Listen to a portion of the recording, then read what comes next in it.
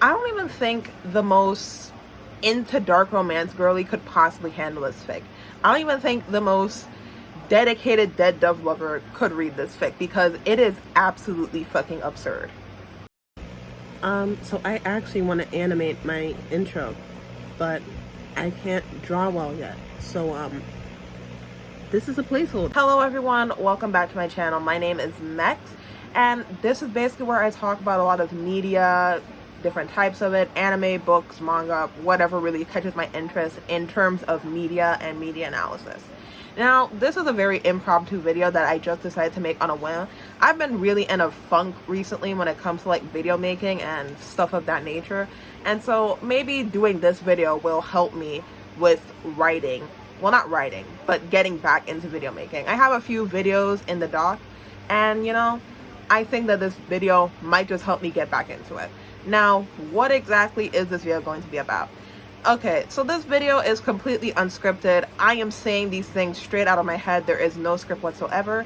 But I am going to try and read this fic called I Love Atsushi, which is a very notorious fic within the Bungo Stray Dogs fandom. Now, what exactly is I Love Atsushi? Now, Atsushi Nakajima is the main character in the series Bungo Stray Dogs, which is basically about a bunch of characters who are based off of famous Japanese and American authors whose superpowers are also based off of the books that they wrote, or at least their most popular works. And it basically revolves around Atsushi when he discovers he has powers and working for the Armed Detective Agency against the Port Mafia. I am a big fan of Bungo Stray Dogs. I've been watching the show since like 2019, 2018. So, I've loved the show a lot. And when I saw this fic just randomly appeared on a TikTok that I saw, and I was like, damn, maybe I should read this fic. Now, I am not trying to fully complete this fic. I just want to see how much I can read from this fic until I just can't anymore. Now, fair warning, if you're hearing noise in the background, I don't have an AC. Those are my fans. So if you hear that, I'll try and reduce it as much as I can while I'm editing, but it might not always work. Also, if you ever see any weird cuts in the video, I help take care of my grandma, so sometimes you'll see some very weird cuts. Now, let's get into this fanfic to begin with. The main reason this fic is so notorious is because it is a dead dove fic, and the author gives an explanation later on, and I'll probably talk a bit about my thoughts about dead dove as well. But dead dove is pretty notorious for talking about a lot of triggering things, and so the author put a lot of triggers, and that's the main thing that makes the fic so notorious, is because there is literally every single trigger you could ever think of for this thing. Like, every single trigger is possible in this fic. I'm telling you, there were stuff in there that not even I saw, because it's so many. So I'm going to be reading it off of my laptop, and let's just get this started. Hey, hi, this is Editing Mex here. So when I went to go and get like snapshots and photos so I can show you like some of the comments and like a few parts in between, I might not show like the actual paragraphs. I'm thinking against doing that. But when I was looking for the list, like the topic list of all the chapters, I realized that the author changed the format. Like, they completely reformatted the fic yesterday. So the fic has now changed completely in the way that it's formatted as opposed to when I read it. So when I read it on Monday, the first chapter was Brother Dearest. That was the first chapter, the chapter that I was reading at the very beginning of this video. But when I went to go and get the photos for today, which is Friday, currently Saturday because it's midnight, it is now chapter 4 instead. So it seems as if the author has just completely switched around chapters, which doesn't make a whole lot of sense to me. I don't know why they did that so suddenly. I think it was because that TikTok that I put in while I was editing, because that TikTok got a lot of attention.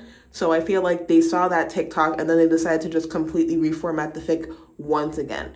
At least that's the assumption that I'm coming up with.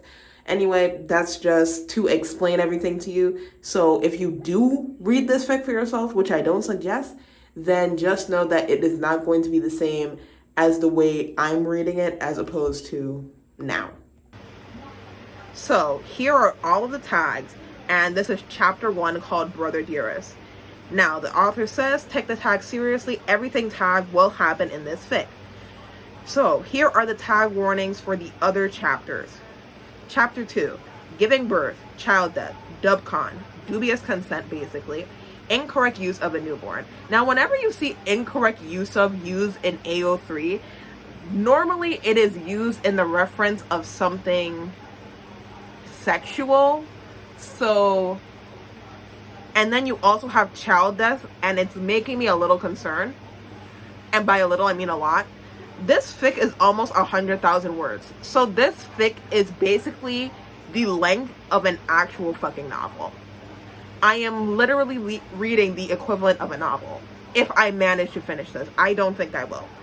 Chapter 3, gore, graphic descriptions, incorrect use of eye socket. Chapter 4, dubcon, stalking, kidnapping, vomit, stomach acid kink, explicit gore. Chapter 5, anal sex, anal prolapse, questionable use of organs. Chapter 6, hate sex, childbirth, dubcon, child death, incorrect use of a newborn.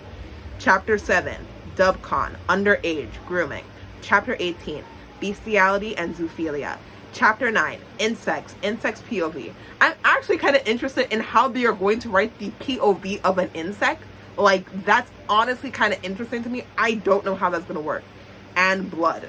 Chapter 11, incest, breath plague, latex. Chapter 12, dick cheese eating. I don't know what that could possibly fucking mean. I have no idea what that fucking means. Obesity, rotten cum swallowing, fat fetish. Chapter 13, just fucking a potato, mildly graphic body harm.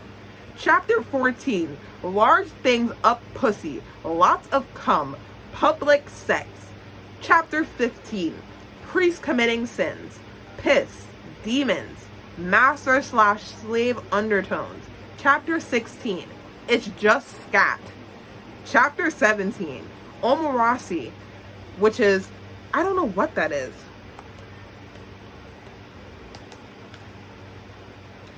Omorasi, sometimes abbreviated as simply Omo, is a form of fetish subculture originating and predominantly recognized in Japan, in which participants exercise arousal from having a full bladder or wetting themselves, or from seeing someone else experiencing a full bladder or wetting. Not as bad as I thought.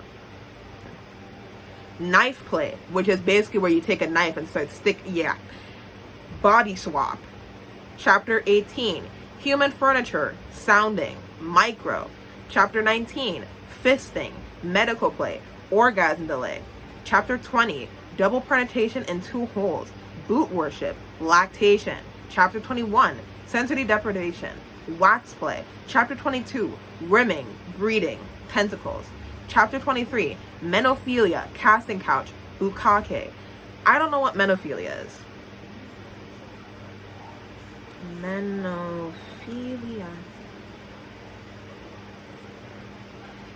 Paraphilic interest in menstruation. Okay. And bukkake.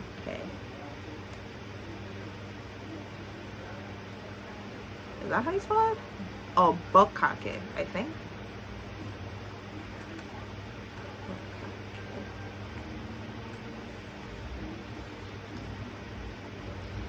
A sex act which one participates is ejaculated on multiple participants. Oh, so it's just a cum shot basically. Okay, chapter 24, pegging, epitophilia, which is vomit, clone sex. Chapter 25, daddy kink, somnophilia, which is basically having sex with someone while they're asleep. It can have rapey undertones, but sometimes it's consensual. So there's that. Not all somnophilia is like rape-like in a sense. So there's that to keep in mind. And scissoring. Chapter 26, water sports, temperature play, stockings. Chapter 27, sounding and worms. Chapter 28, bike sex, incorrect use of bike. Chapter 29, none, normal vanilla sex, domestic fluff and smut. I'm honestly surprised that the author can write that based off of this list. Chapter 30, scat, shit eating, turd fucking, unconventional use of shit. Chapter 31, fucking at work, semi-public sex, thigh fucking, no serious warnings. And then chapter 32 is old chapter 1 rambling segments. Too many warnings, tag list to list here. Almost every listed in AO3 tagging for this fic applies here.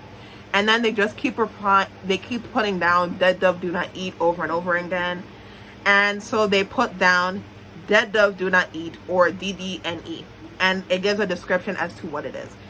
So let me read that description. A warning or tag used to indicate that a work contains tropes or elements that may be deemed morally reprehensible without explicitly condemning the topics.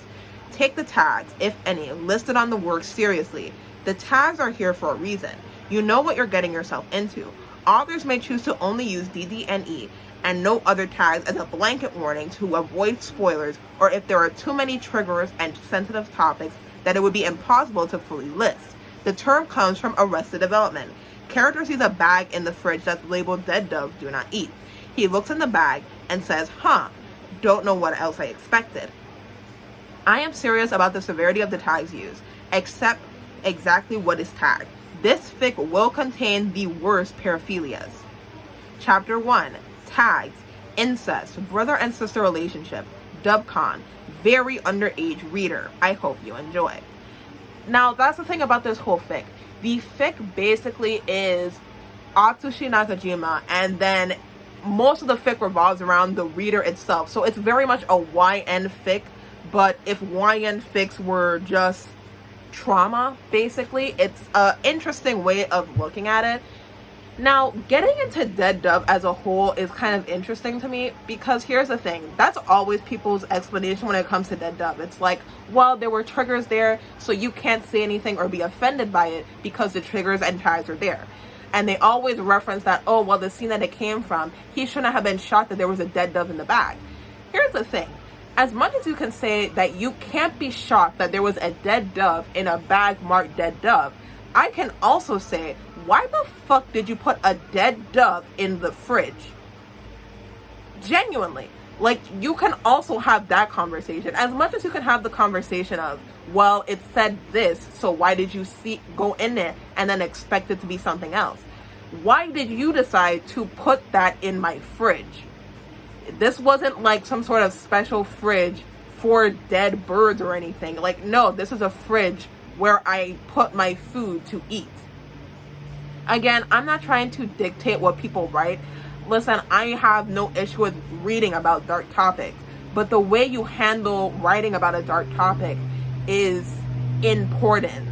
Talking about this type of thing without trying to look at it sensitively or going into the more of the nuances that comes with these types of things is questionable at best, morally dubious at worst. And that's my main thing. But I'm going to start reading the fic, and let's see how long until I tap out, basically. So here we go. Chapter 1. I was seated on the cold porcelain of the toilet, my pants bunched around my knees, relieving myself of my full bladder. As I finished, I reached for a fistful of toilet paper to wipe up. The door of the bathroom began to clatter from the slight knocks of a fist. My older brother Atsushi's voice was muffled through the door. Hey, he began nervously. Kinda odd question, but are you wiping correctly? A jolt of nerves traveled down my body as my brother called my name again. After not responding, I answered back with an uncertain, yeah, I think. I'm going to come in. I need to make sure my little sister is wiping properly, okay? Suddenly the door opened and Atsushi carefully stepped inside. My heart was pounding in my chest, and before my big brother Atsushi could step inside the tiny bathroom, I quickly stood and pulled up my waistband of my pants to be more modest. Confused and swamped by his sudden barging and interest in how I wiped, I couldn't help but wonder what had been wrong with how I was usually wiped. Our mom had never really gone into much detail with this topic. She must have thought I already knew how. I feel the warm trickle of pee sliding its way down my inner thigh as I hadn't had the chance to clean up before my brother had barged into the bathroom. All was quiet as he stepped in, the only sound being a low click as the door shut and locked behind him. Big brother Atsushi turned to me, his expression a mix of concern and hesitation. "Here, let me help," he said softly. "I wouldn't want you to get some infection or something." I felt my throat constrict as I stiffly nodded in response at my brother's words.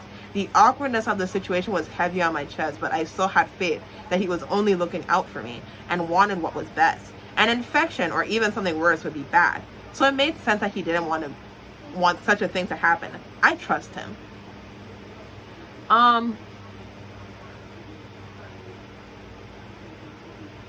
You know, I'm a little scared. I won't lie, because based on how like the POV is sounding, this does, and with the warning being very underage, I'm like thinking to myself, is this kid like under 9? I hope not. Probably is. I watched as Atsushi dropped to his knees, his hands slowly raising to grab the waistband of my pants. I clutched my shirt in a tight, clammy fist, pulling it away from him so that it's out of the way. My belly protruded out from the baby fat present on my body. Big brother Atsushi slowly pulled down my pants and even my pink underwear to my ankles, his eyes gazing at my smooth cookie. My little feet shuffled back and forth, my cheeks twigging a light red from embarrassment of being caught with wetness down below. I hadn't been able to clean up properly before my brother came in. He smiled softly at me, apologetic and yet strangely amused in his voice. "Sorry, did you not get to wipe?" Atsushi laughed nervously as he tore off a piece of toilet paper and began to fold it up. "I'm going to wipe now. Is that all right?" His hands are shaking slightly as he did so. He tried his best to appear like he wasn't bothered by the situation, but I could tell he was as nervous as I was. I nodded silently as I watched a small, crumpled piece of toilet paper in Atsushi's hand slowly move forward. He began to dab away the pee dripping down. The paper gently brushed against my thigh with each dab, his eyes peeking up into mine with concern. Even though it was an undeniably embarrassing situation, I could feel my nerves gradually calm down. However, this wasn't the worst to come. Atsushi tossed the toilet paper in the trash bin and ripped off a new crumbled piece. His gaze met mine. His hands slowly reached forward as he spoke. "I'm wiping your cookie now." In thin sheets of toilet paper pressed against the tender front fatty pad of my crotch, briefly before it felt like an electric tingle ran through my body. My belly tightened instinctively as I grasped sharply at the feeling, my entire body feeling something it had never experienced before. He moved the toilet paper back in a sweeping and pushed it into my coochie to clean up any dirt. A funny tingle spread through my crotch, zapping through me like an electric shock, causing me to squirm in place. It feels funny.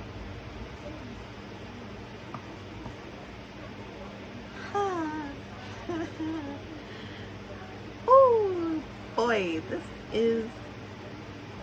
Oh! Ah! I gotta laugh to keep myself.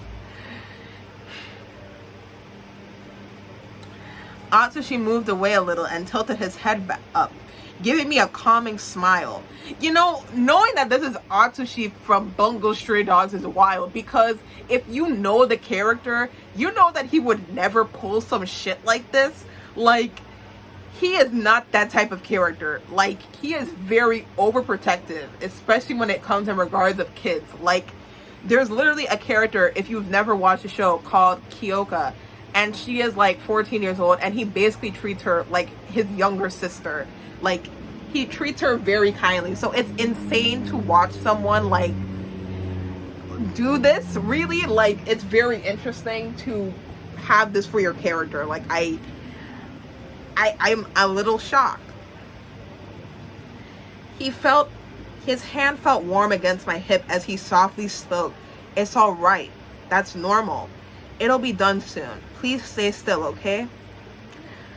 I nodded and raised my shirt higher, clearing Atsushi's path. His hand returned to my crotch, cleaning away, but now accompanied by his other hand. "Do you know how to wipe in between the folds too?" "That's where all the junk can build up," Atsushi asked as his fingertips lightly graze and pull apart the fatty folds of skin at my crotch, His touch was gentle yet precise as he poked into my private areas for any dirt. No, I was confused and dumbfounded. Up until now, I had no idea that there was anything else I needed to wipe in that area apart from pee, let alone have any idea that there would be junk down there. Yucky. As Atsushi's fingers slowly circled my sensitive skin with the toilet paper, I stepped back with a whine, the odd, funny sensation growing more intense by the second. It feels strange, I mumbled, furrowing my brow as waves of tingles rolled through my body. Atsushi sighed, gently pulled me back to him, his hand clasped firmly around my small hips. It's okay, he spoke smoothly. It's going to feel weird, but hold on. Almost done. He kept his grip tight as fingers explored, searching around my cookie for any junk in the folds. It felt weird and embarrassed, but I knew that I had to trust him if I wanted this to get done properly. He is my brother after all. He'd never do anything to hurt me. I trust him. This is okay. Atsushi still as he continued cleaning with his finger, helping me with this unfamiliar tactic of cleaning my cookie. With each gentle caress of his finger, I felt my breath catch as odd yet nice feelings bubble deep within me. An alien sensation that seemed to originate from my crotch caused it to pulse and throb in a happy yet uneasy way. All I could do was let the feeling wash over me, not understanding why these feelings coursed through me with each touch of my brother. How scary. The strange sensations from Atsushi's fingers slowly dissipated as he pulled away and released me. His cheeks were flushed with a faint shade of red, his unsteady hands holding the soiled side of the toilet paper before tossing it in the bin. There, all clean. Make sure you do that from now on, okay? Big Brother Atsushi pulled up my pants carefully as he stood up. His fingers lingered against my waistband of my pants. He ruffles my hair gently and gives me a reassuring thumbs up before turning to the door, leaving me alone with my thoughts. The small bathroom was silent and was only broken by my light breathing. My crotch throbbed inside me, its heartbeat unmistakable. Peering down, I tugged the waistband of my pants to reveal my cookie. Hesitantly, I brought my finger closer to the spot where my big brother Atsushi had touched before. As soon as I pressed my finger to it, a tiny shudder ran through my body. It feels good.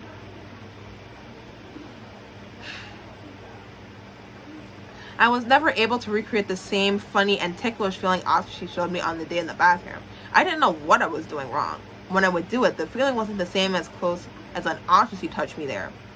Every night after Mama kissed me goodnight on my forehead and closed my bedroom door, I would quickly crawl under the blanket and pull my night pants down as fast as possible. As soon as the cool fabric of sheets touched my skin, a wave of excitement would come over me. My breath building under the heavy blanket was slowly suffocating me, but I couldn't let anyone else know what I was doing. I would be ashamed if my family or even my dead ancestors knew about this sinful act. They would surely never forgive me. My fingers trailed down my round belly into my smooth private area, pressing against the soft fat of my skin. A tiny jolt of electricity shot through my cookie from the unexpected touch, but not as much as it would have if Atsushi had done it. I stopped myself from going any further and reached out of the table and tucked it away safely under my pillow. I pulled it out, the screen lighting up in the dark space around me, casting a cold glow through my blanket. I didn't have a tablet since our mom said I was too young, so I stole my brother's. Atsushi never used it as much as he used his computer, and lucky for me, it wasn't password locked. When I got my hands on my brother's tablet, I couldn't help but search for the strange feeling from my lower area. A chill crept up my spine as I clicked some XXX websites, and my face was a never-ending list of videos. Each thumbnail seemed more disgusting than the last, an endless website of filth. My stomach churned as I tried to make sense of what was happening in the thumbnails as I scrolled down the screen. I shook with disgust and shame as my fingertips brushed against the screen.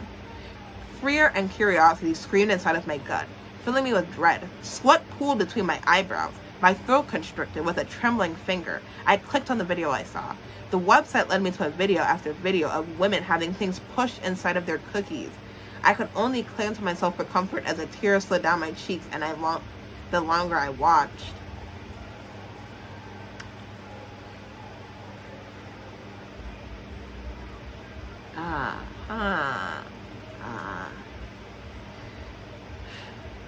The tablet laid flat on the bed, the screen illuminated by the underside of the blanket with a sickening scene. My hand shook and I felt cold as I tried to make it through the short video. The quiet sounds of the plain tablet making me want to throw up. Each frame made me feel weak and scared. My gut cried at how I shouldn't be seeing this, yet I couldn't look away.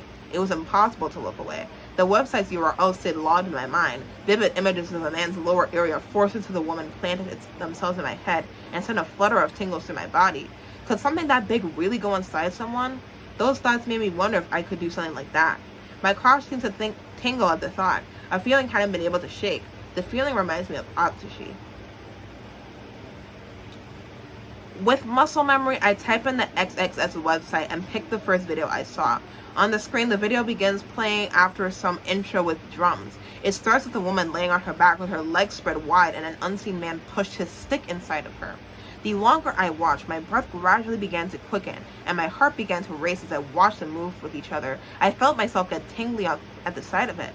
My breath grew rapid and shallow with each second of the video. My trembling fingers nervously trailed down my lower body, a quiver of excitement running through me as it brushed past the mysterious and sensitive loose skin of my cookie.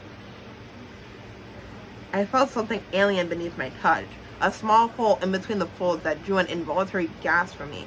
It must have been my hole like the woman in the videos. My eyes were glued to the woman's crotch as the man's stick constantly entered and exited her pee hole, yet the woman seemed to love every second of it. Niggas who had early access to the internet. No, this isn't. No. This is. The video made it look so easy. All I had to do was push my finger inside of my cookie and I'll feel good like that. However, my fingers stayed at the entrance of the hole. Something seemed to hold me back from pushing my finger in. A mix of fear and shame that kept me rooted in place, while the quiet sounds of my almost muted tablet continued playing.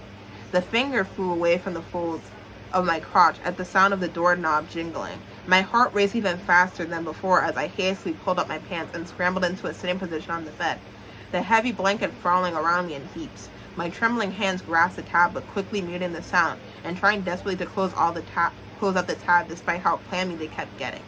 Every second felt like an eternity as I waited to see the shadowy figure of my mother standing behind me. Oh. I felt a sudden rush of terror as my tablet was snatched from my grasp and I rolled around in panic. Tears pricked at the corner of my eyes as I expected to see my mother standing there, but instead I found myself face to face with Atsushi. The dim light from the porn video illuminated his expression in a terrifying glow. My heart clenched in terror and tightly in horror, plummeting deep into my stomach. Atsushi slowly lifted his gaze from the tablet and focused it on me, questioning look in his eye. His brow was furrowed as he were puzzled about why I had watched such a filthy thing. "Why are you watching this?" he asked, his voice almost a whisper. My throat ran dry and my lips trembled uncontrollably. I was unable to form any words as to why I was watching such a disgusting thing. All that came out was a shallow, wheezing breath as tears burned my eyes and fell down my cheeks. Dumbstruck, I could only stare hopelessly, a wave of horror and shame washing over me. Every inch of my mind was filled with loathing and self-hatred. I'm gross, I'm disgusting, he thinks I'm awful, that this is wrong, he knows it too. Thoughts raced through my mind like a tsunami as each painful thought tore through more of my self-hating thoughts. Atsushi's eyes flickered as he stared at my tear-filled face. His lips curved slightly as he exhaled a soft sigh and shut off the tablet. The room was almost pitch black, but I could still make out his silhouette figure when he sat beside me on the bed. "You stole my tablet for this?" His voice was quiet and comforting. "Why? It's all right, you can tell me." We're halfway here. We're halfway through the first chapter, guys. We're almost there. My tongue was glued to the cotton dry roof of my mouth and I felt like I couldn't draw a breath of air into my lungs. Atsushi gently rubbed my back as he saw I could not control the hiccups raking my body while stammering out mindless babbles. Endless minutes passed until the waterfall of tears had subsided enough for me to talk. I wanted to be like the girls on the screen. How they do it. It felt as though I committed the gravest sin by admitting such a fact. Yet I trusted my brother. I trusted him with my life, with everything. Atsushi's hand then gently rubbed my back, halted as he processed what I stammered out with difficulty. My tears kept flowing like a faucet, and I tried in vain to stop them by wiping at my face with the end of my shirt, but the moisture quickly soaked through the fabric. "I want to be like the girls on the screen. The ones from the video?" he asked softly. I nodded in silence, the fabric of the shirt pressed hard against my face in an attempt to hide my humiliation. I let out a soft gasp as Atsushi slowly pulled my hands and shirt away from me. His smile was barely visible in the dark. "I can't help with that." Do you want me to show you how?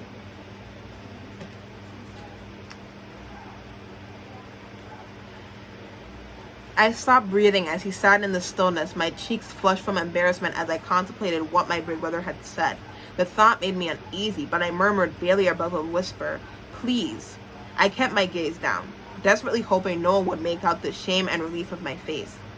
My big brother didn't utter another word as he began to move in close. I felt his lips on mine. My lips parted in surprise. The shock of my brother kissing me turned my brain off. Atsushi's tongue slid inside my mouth, his tongue delicately exploring mine as his hands moved up and down my sides. My heart was racing as he ran his fingertips over my, drawing out an unknown sound from me with a feeling I never knew they could bring. Atsushi continued to kiss me deeply with the tips of his fingers, cupped my small boobs lightly. He drew away for a gasp of air until finally our mouths were together again. The kiss felt never ending, and when I thought he would pull away, Atsushi moved away only an inch apart. Spit connecting us and looked deeply into my eyes, his face mere inches from mine. He whispered in a husky voice, "Your brother will take good care of you. I promise." A tremble snaked down my spine, my brother's voice becoming a low-throated whisper was something I had never heard before. Not only my cheeks, but my entire body began to flush with warmth as Atsushi's fingers danced around my sides. The ache between my legs stopped harder as he continued to caress me, something that I had been desperately wanting since the day we were together in the bathroom.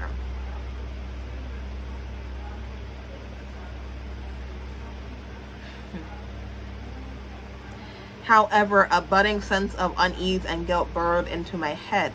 Is this okay? What would our parents think? A small voice inside my head began to scream that this was wrong on every level. It was something brother and sister were never meant to do, something our parents would never find out. I quickly decided that it would be a secret that we shared. We would take it to our graves. The terrible outcome of our secret played endlessly in my mind if anyone were to find out. My breath grew ragged as my thoughts spiraled more and more. However, Atsushi leaned in and kissed me again. His lips were soft and careful, his gentle caresses never ending as they slowly began to chase away my doubtful thoughts. Atsushi pulled away once more and laid me back flat on the bed, his hand gently exploring my body. I felt the tips of his fingers on my waist, tracing the circles that seemed to have set fire to every nerve inside of me. His fingers then moved further south. I grasped quietly as he slowly circled his finger on top of my cookie. I'm gonna just skip that. I feel utter shame over the sounds that were coming out of my mouth, having a similarity to the women in those videos. My hand flew up to cup my lips, both due to embarrassment of these noises and out of worry that our parents would hear us. A flush crept up into my cheeks as I desperately tried to hush any further sounds. Atsushi didn't seem to mind my muffled silence. His finger hovered above the tip of my cookie until his finger suddenly slid down the folds to the lower part of my crotch.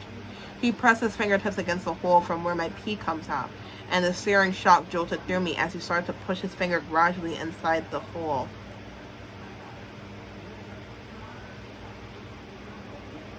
Dear God. I could feel tears blurring my vision as fear began to consume my thoughts. I had tried to shove my fingers inside like those women in the videos, but I was never able to due to fear that it would hurt too much. However, my silent cries didn't stop. Atsushi, as he slowly eased his fingers into my cookie, carefully pushing deeper and deeper. I couldn't help but let out a startled gasp as something was resisting his finger from entering me any further, only to be followed by a sudden, painful, and strange popping sensation inside of me. His fingers kept exploring, its knuckles pushing incessantly against the flabby.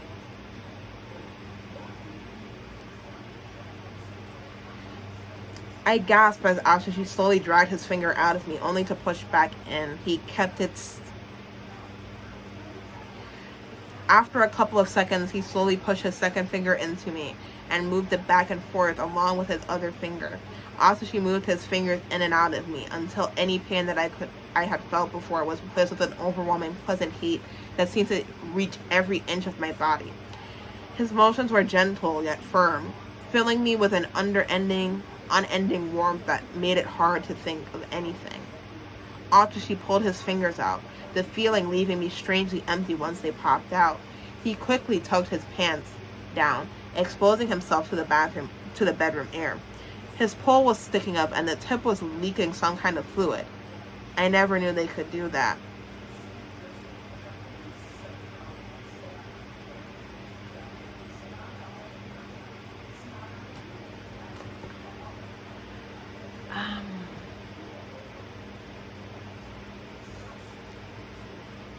How much longer? Okay. This is it's really the end point. Atsushi seemed to sense my hesitation. His movements paused in response. A gentle hand came up to cup my cheek, and he spoke softly, his voice full of concern. "You're so small. Are you all right? Do you want me to continue? It won't hurt for long. I promise you that."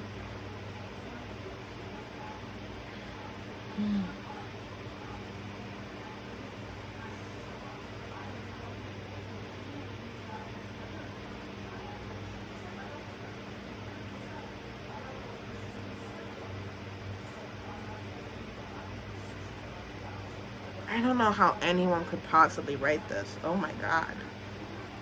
Like, I'm not gonna read the rest because it gets graphic, but then there's this line in italics where she's like, this is okay, right? I'm okay. It hurts. Mama, it hurt. Oh my god.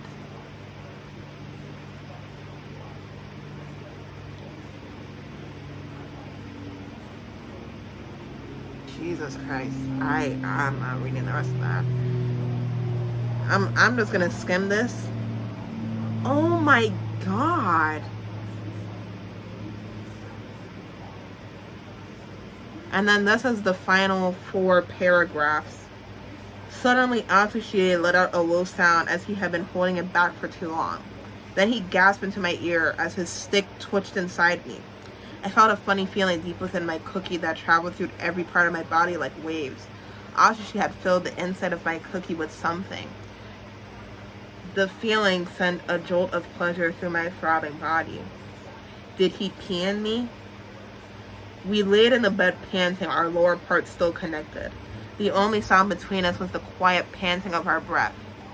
Hushed and not to disturb anyone else in the house. Atsushi slowly pulled his stick from me, and I couldn't help but release a slight whine of discomfort at the unfamiliar sensation moved up my spine as his stick popped out. He wordlessly pulled my pants up, and as fast as he had entered my bedroom, he was gone. The loud click of the door closed echoed through my room as I watched the back of his head disappear from view. He was completely still from my spot of the bed, a new wave of tears welling in me as the pleasurable tingles began to fade away from my fogged mind. My hand moved without thought as it glided down my stomach before resting on the waistband of my pants. My hands dipped inside my pants as I trailed it down. My fingers made contact with the entrance. The tips of my fingers felt sticky. Is this wrong of me? And that is how chapter 1 ends. There are 834 comments. And I'm just gonna look at some. And someone says, the first one, and this is from a deleted account, very inspiring. One day I wish to be you. Thank you. I'm happy you agree. Wish. I don't know. The creator, they're anonymous. I don't know if they used to have their name in the display, but then they changed it once they started to get attention on this fic, or if they always kept it anonymous. But sometimes the way that they write stuff, or at the very least the way they wrote this sentence, is very weird. Like, they've shortened basically everything. Then another person named Atsushi's sucker. This is literally so true. Thank you, but sweaty. I'm the cocksucker here. Wanna suck his so hard I slurp his veins. I guess. You speak words as if it came from the Bible. Amen. I love you, Atsushi Kinnies. Peeing my pants, I'm crying, but I agree with this. Comment. I jerked off to this, and it was very nice. I like the tapeworm parts. The one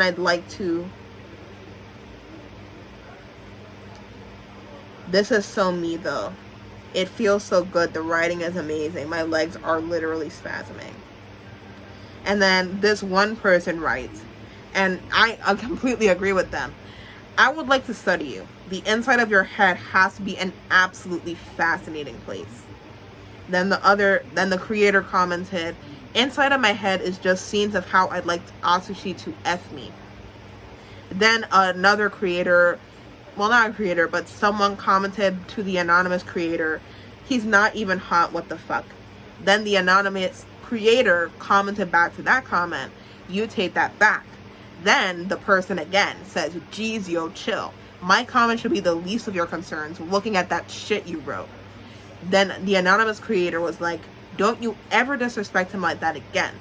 Then someone named Atsushi's #1 hater, who's a guest, replied, Atsushi sucks. And then Anonymous just like starts screaming and yelling, don't you ever say that again to me, sweaty. He does not suck. He is the best thing in existence. I'm so glad he exists. Other words, I would be nothing.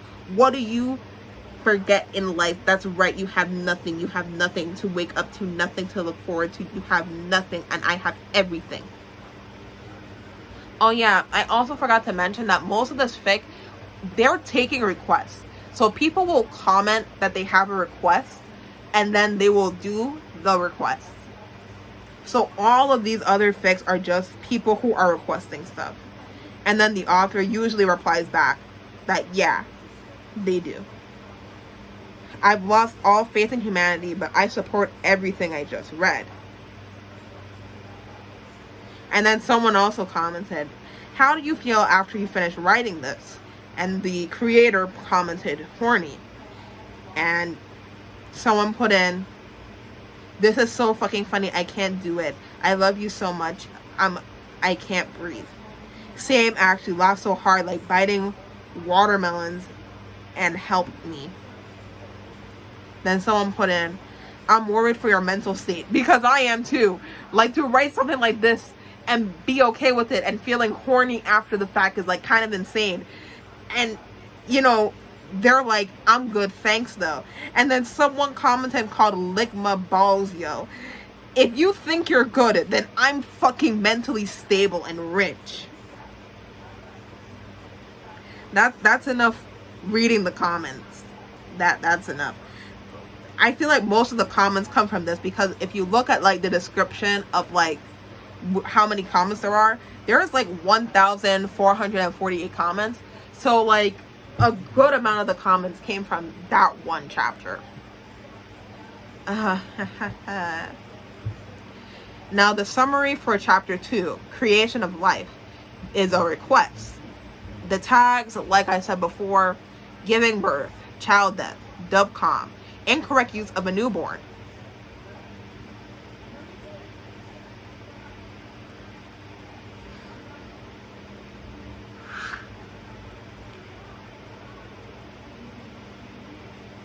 The start of this sentence is already fucking insane.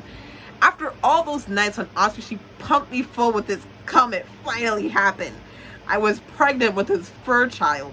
For the 9 months we have waited, Atsushi dedicated himself to taking care of me and providing whatever I needed while I was pregnant. The day finally arrived when my water broke and the fur baby was ready to come into this world. I'm really scared about the tag that says incorrect use of a newborn. You know, that's really scaring me into what is about to happen.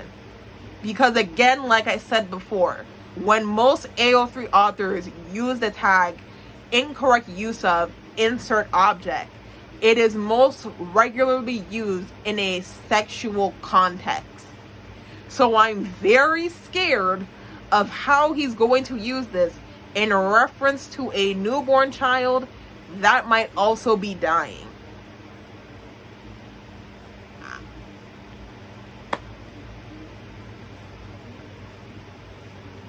Who knows? I might top out by chapter 2. I don't fucking know. Atsushi lays on the bed, and I begin to bear down in preparation for my baby's arrival.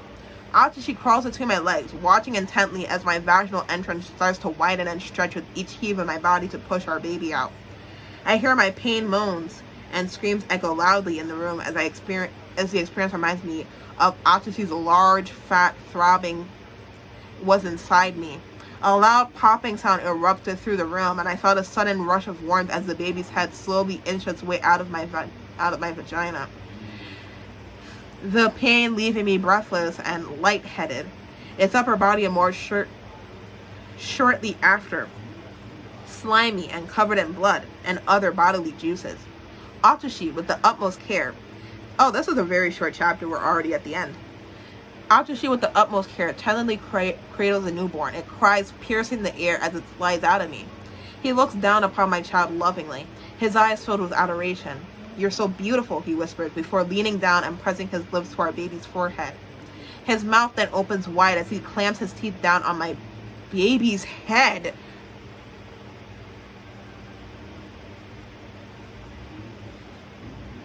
No fucking, oh my fucking God. An awful crunch immediately follows that sends shudders of dread through my body like a death knell. The baby's body convulses within me, limbs twitching involuntarily. Oh my fucking God.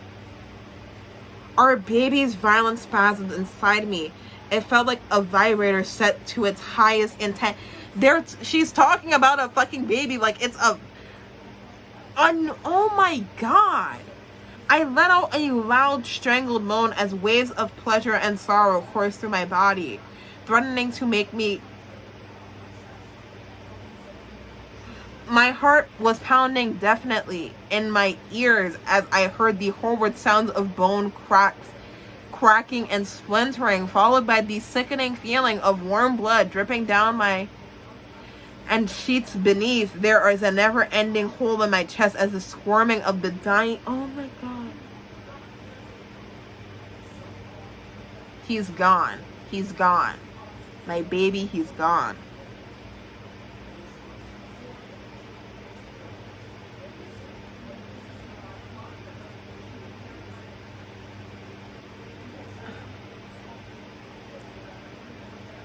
If Atsushi Nakajima, I'm talking about the fictional character because Atsushi Nakajima is an actual author, but if the fictional character from the anime did exist in real life, he would beat your fucking ass. Atsushi swallowed the bone and flesh and smiles ever so softly at me. His teeth painted with my baby's blood, he forces the baby's remains back inside my.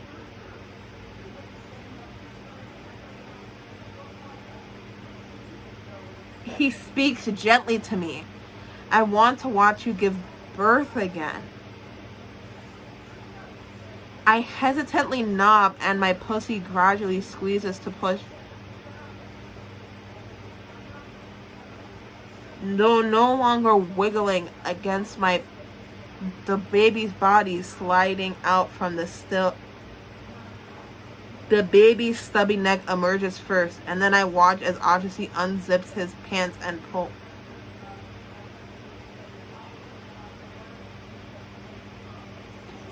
I can't oh my God. That's no. No. I'm not tapping out yet.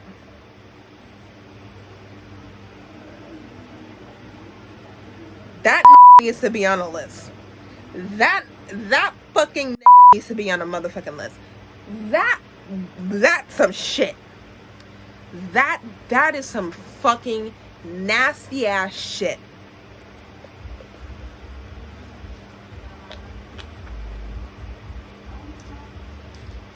That's nasty ass shit right there.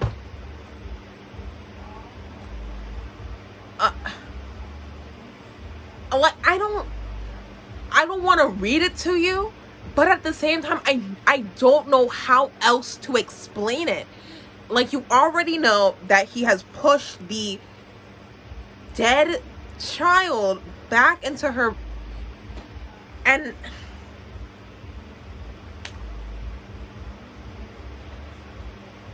And when she pushes it back out, and you know, I already said that he took out his, and I know what you're thinking to yourself, so does he wait? No, he does not wait until the baby comes out.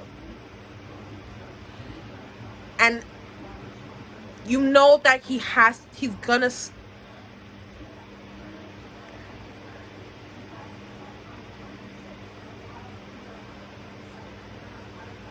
I'm not tapping out yet. I'm not tapping out yet. But that was some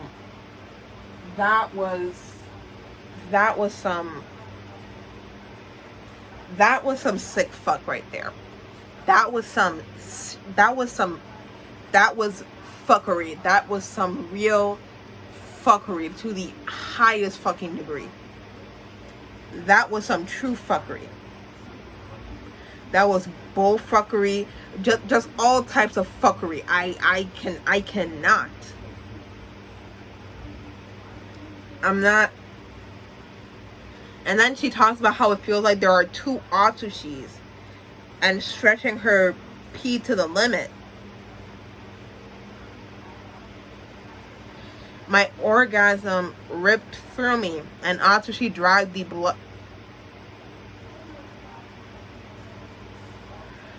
A mess of fluids, blood, cum, and other bodily juices seeped from me. Atsushi pressed down the baby's limp body against his hard.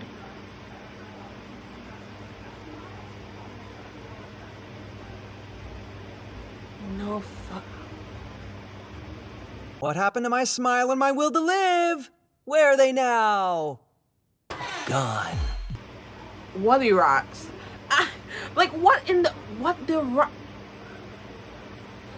I'm not gonna try and use like a Crucian accent, because I know that my friends and my family will just be like, every time I try to like talk Crucian, even though I'm born and raised in the Caribbean, whenever I try to like put an accent on, it sounds like a Yankee doing it, because Wubby Ross is this really like a bumbleclap for real. Like what kind of bumbleclappery is this? I can't. I don't know what. I'm not tapping out. I'm not tapping out.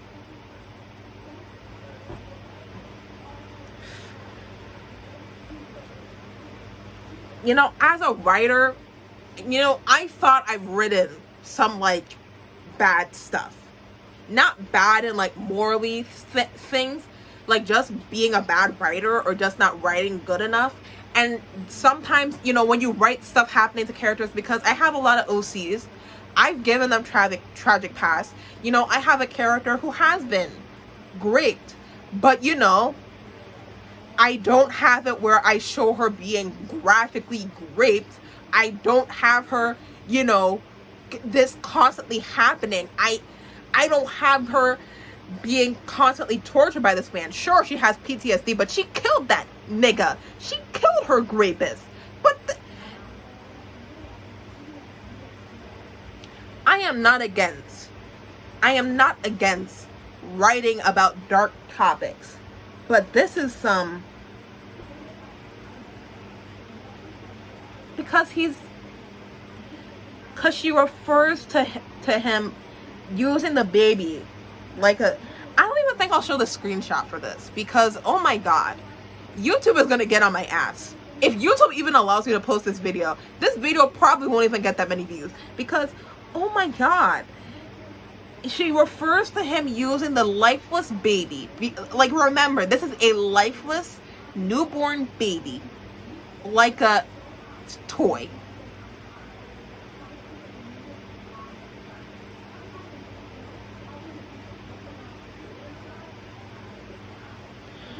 And then for the last few lines, with an insatiable hunger, he then tore apart its tiny, leaving last to biting and sucking up the umbilical cord with a firm, rubbery, jelly-filled noodle.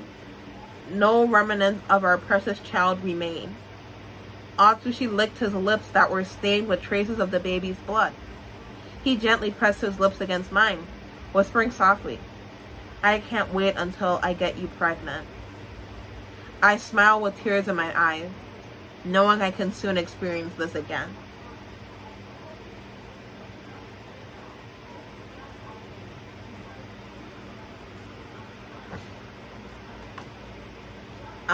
So for the comments, Kiki, I guess, says, oh my gosh, what the fuck, it is only chapter 2. Oh, and this is a comment from like this year. This was like last week. Yeah, this was like last week. Yeah, girl, I know. Another person, this was almost also commented last week. A lot of these comments are actually from last week. And these 2 comments are actually from today. Like, I'm filming this on Monday, July 15th. So these comments are from today. This one person posted, that was horrible. I don't know. I kind of like Cannibal Atsushi. My mental health is down the drain. And I fucking cackled at this chapter. You're very sick, Asagawa's next child. You're a sick fuck. Then another guest called I Don't Know. Why it still didn't get how old they are. New story reader and Atsushi are adults in this chapter. Chapter 3. I love you. And instead of I, it's EYE. Like, I. How funny. A little pun. This is so fucking fun. I can't blame anyone but myself. I'm not gonna get upset. I can't blame myself. But, gore. Graphic descriptions. Incorrect use of an eye socket. And, you know, again, when people use that tag, it's usually for something in sexual context. He gonna put his dick in an eye socket. Like, damn, I know a hole is a hole, but like, motherfucker, this is bumblecut. That's all I can say. That's all I can. You know, maybe me wearing this yellow shirt is to help me feel, like, to help me feel at ease reading this shit. I don't.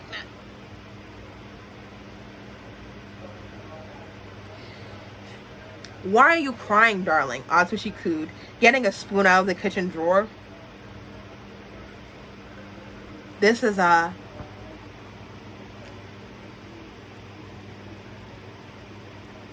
we're not even getting, like, there's no lube or anything. We're going straight into it. We're raw dogging. My body trembled weakly on the cold floor with no clothing to cover my pathetic, chained little body. No, Atsushi, I began to beg before Atsushi swapped me over the head with a spoon. The fuck kind of spoon is this? What kind of spoon he got? He got one of my mom's pot spoons? Wait, no, because what kind of spoon? Because I'm assuming if you're going to gouge someone's eyes out, you're going to use like a little spoon. But like she's saying that he swapped her over the head with a spoon. The metal hitting my head and dinging in the room. So he got a pot spoon? Wait, let me get. Oh, that was an accident. That was an accident. I'm gonna keep that in though. I'm sorry, my mom called. But what I'm thinking is, if that writing says that he whacked her over the head with a spoon, it would have to be this kind of spoon. But then to like gouge the, oh no, that you could actually. Oh yeah, like this is my mom's pot spoon. Like, yeah, he would have to use like a spoon like this, which is. Girl, Atsushi uttered to me ever so softly. Dogs don't speak, Atsushi bellowed. The sheer loudness from him caused me to shrink back in fear. Here, I'll make it so you don't cry anymore. Wait, I whimpered, choosing not to finish expressing my plea when Atsushi raised the spoon again. I was so terrified of the punishment that I was about to be done to me. However, my legs trembled in arousal at how dominant my beloved was to me. Girl, stand the fuck up. I know that you might be having trouble, but I need you to try your best and stand up, because what do you mean, beloved? It was always so hot when he was like this. His commanding voice sent a shock of pleasure directly to my bare. Atsushi's hand reached down and cut my cheek and chin. His hand was as delicate as a feather grazing my cheeks. This wasn't the perverted sense of romance I was used to from my beloved. It was unexpected how gentle he was being with me. Yet it was a welcomed experience. However, I cried out as his nails dug harshly into the fragile skin of my cheeks, leaving welts in their wake. Atsushi's grip was resolute, his gorgeous eyes burning a hole into me. "Wait," I blurted out, my eyes widening as the spoon in Atsushi's hand spun to point at me. "Wait, no!" Atsushi brought the spoon in slowly. Oh, ever so slowly. I tried to close my eyes from the invasion of the spoon, but my beloved, my oh dear beloved Atsushi, pulled my eyelid up with his... I don't know if I'll make it through this. I have a very serious thing about stuff in eyes. I freak the fuck out whenever it has to happen. I have a retinal tear in one of my eyes, so I'm at risk for getting a retinal detachment, which is why you should get your eyes checked. Especially if you have a lot of floaters in your vision, get checked for a retinal tear. Thankfully, mine isn't bad where I need to get like a surgery yet, but I always have to like go in every year to get it checked up to make sure that it hasn't gotten to a point where it's like going to detach. But when I had to do the test, they had to dilate my pupils, and they also had to do something else before then to test like my eyes pressure to stuff. And when I tell you, I was giving those nurses some serious problems. I was freaking the fuck out. Like, one of the nurses even said if I needed like one of an anxiety med to calm me down, because that was how much like I was stressing out. Like, I was crying, I was panting, I was hyperventilating, and like, to dilate your eyes, they just put eye drops in your eyes. That's it. I remember literally having to keep my eye open. Like, we were keeping it open and she had to drop it down, and I was still like freaking out. So I was this is gonna be hard. This is definitely gonna be hard. Oh my, and force, oh no, the sharp coolness of the spoon sent chills down my body, and I wailed as Atsushi began to push his... Oh.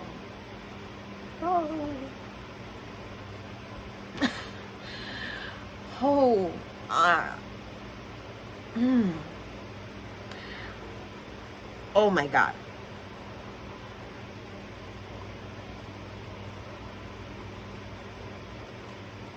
I hate having a vivid imagination. Because it's very clear in my head.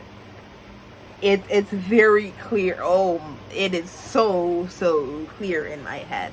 You know, it's like looking up what a lobotomy is, like looking up a visual picture of a lobotomy and then seeing the picture. I'll put up a picture. It's graphic. Yeah, it's... Let's just skip all that. Screaming in pain because... So he already has the eye socket. Ooh. Oh, this is disgusting. Yet Atsushi continued to scoop. His face was now alive with excitement as he watched me suffer. He seemed almost mesmerized by the sensation of moving his spoon inside my head. Oh my god. The spoon edges dug and scraped around the sensitive muscle of my...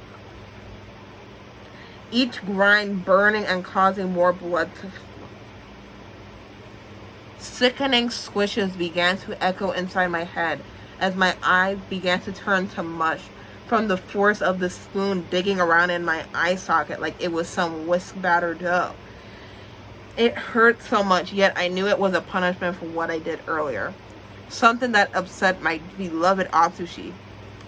This is something pathetic little me deserved. It felt like hours until there was nothing left of my eye except the mushy, chopped up pieces of eyeball rolling around on the spoon. Atsushi drew the spoon out of my socket. Chunks of... Oh. That's nasty. That's nasty as fuck. That... Oh my god. Yeah.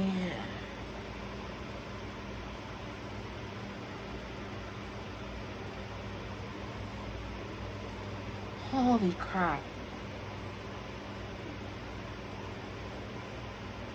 He grabbed the nerve.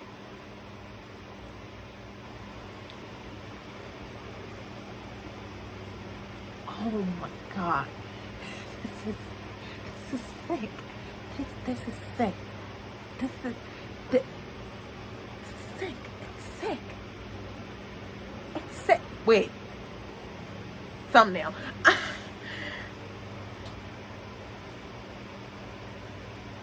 Nah, that shouldn't be the thumbnail. Wait.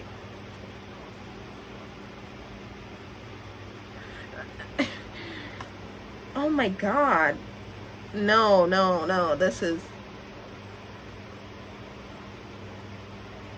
I moaned as I felt the stretch of the optic nerve pull out from my head along with the spoon it was wrapped around. The nerve gradually inching out of my head sent shocks through my body, almost making me come on the spot. Atsushi stopped pulling the spoon until I cried out that he couldn't drag it out anymore. Instead, he grabbed the nerve with his hand. I screamed as his fingernails dug and scratched back and forth together, trying to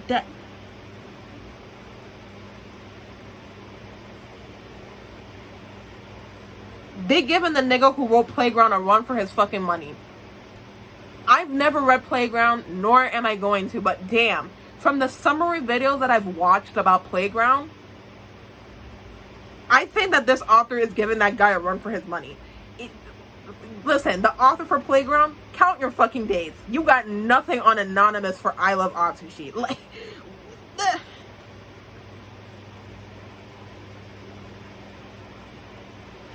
my head felt light from the sheer amount of pain and arousal of his nails digging into my nerve. Pussy squirted at the scent. Bumble clapped. No way. No way.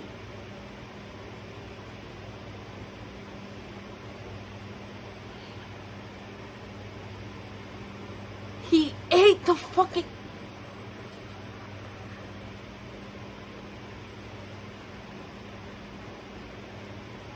He ate the eye.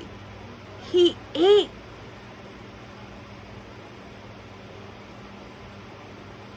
And he's licking... Oh my... I can't... This is... I'm sorry. I'm not doing a good job at explaining this, but like this...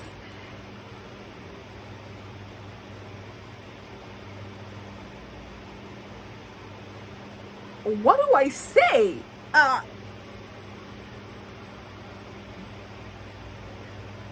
The fact that this video might be over an hour is shocking. I'm honestly shocked that I made...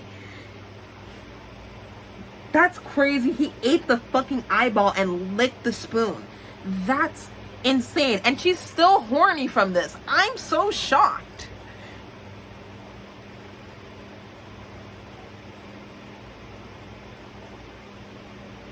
Atsushi leaned down and proceeded to examine the damage she had done to my quivering, twitching body.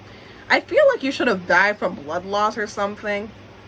I mean, I don't know how much blood is in the eye, but like, I definitely feel like having your eye gouged out would definitely, and then having your optic nerve ripped out of your head should probably kill you, or at the very least cause a decent amount of damage.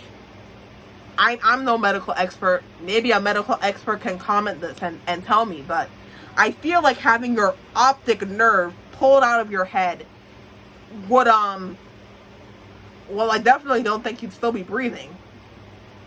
At the very least, you would be passed the fuck out. He leaned in close and I could feel his hot breath on my face. He softly whispered in my ear, "You're so beautiful even when you are disfigured." He then kissed sweetly on my bloody cheek, his lips leaving a wet noise from the blood on my face. His hand slid down my chin and back to my eye, his thumb gently caressing the abused muscle inside of my socket.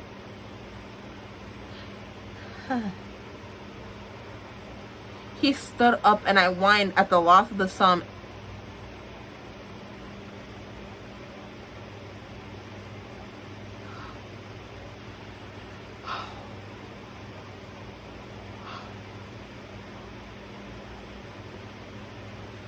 I genuinely want to get to the insect POV. I genuinely want to get to the insect POV. I'm not even gonna lie. I genuinely want to read the chapter where there's an insect POV, but I don't.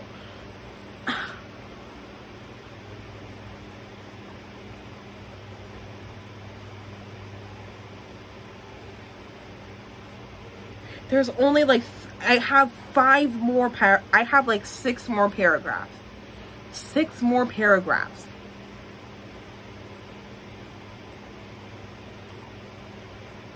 However, my disappointment was short-lived at the sound of Atsushi's belt unbuckling and his pants unzipping. My teary vision admired the sight of Atsushi pulling his throbbing out from his pants and jerking off, spreading the pre-cum from his tip down to the base of his. As much as I wanted to suck it, I knew that there would be a punishment if I acted without his permission. Atsushi ran his fingers through my hair and held his hand on the back of my head. "Don't move," he whispered, the tip of his against the bottom line of my eye. I moaned at the burn the pre-cum left as it ran down into my mouth opened in pleasure at the burn of the sliding into my eye socket, lubed by the blood. I feel like this should have killed her. Damn. Say fine. Atsushi's cock jerked inside my eye socket as he with. Oh my god. There were 19 comments for this one. His thrust soon slowed and his pulled out of my eye chunks of flesh and gray matter hanging off his and spilling out from my socket. I sat there shaking from repeatedly.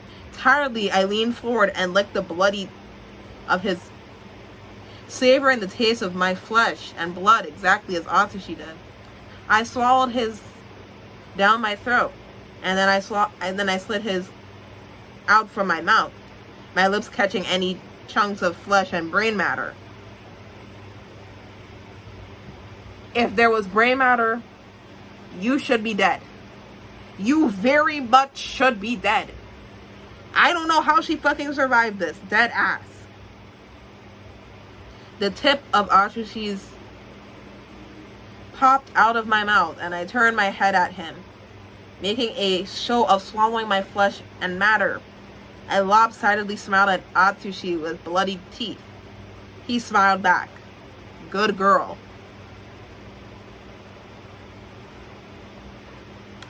I'm honestly surprised that I made it through that. You all saw my reaction. I'm like, let's give it up for me. Let's give it up to me. The girl who has issues with things being near the eye just read an entire chapter where a guy scooped out a person's eye and then F the socket. I'm honestly shocked that I made it through this. Let's read a few of the comments to really get an impersonation about what people were thinking. I started genuinely crying at how horrifying this is. Well done. Thanks, Sweaty. I want to know why they keep calling people sweaty. And when did it get so dark in my room? What the hell?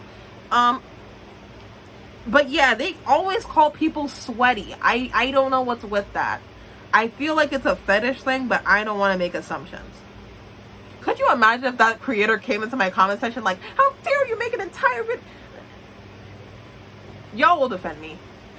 Nah, you probably won't. But like, beautiful, amazingly horrific. You know, I genuinely do worry about the people who comment this stuff. Because it's like, are they trolling or are they like dead ass serious?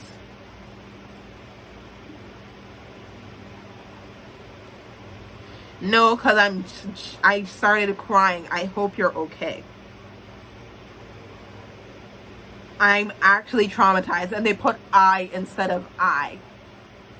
Why is this so hilarious to me? I need help. Wait, no, you need help. I am utterly baffled. I'm decently funny read though. And yeah, someone else also thought what I was thinking. Someone was like, thank you, KZ Ugo, I think. Wouldn't she die because the brain is right above the eyes?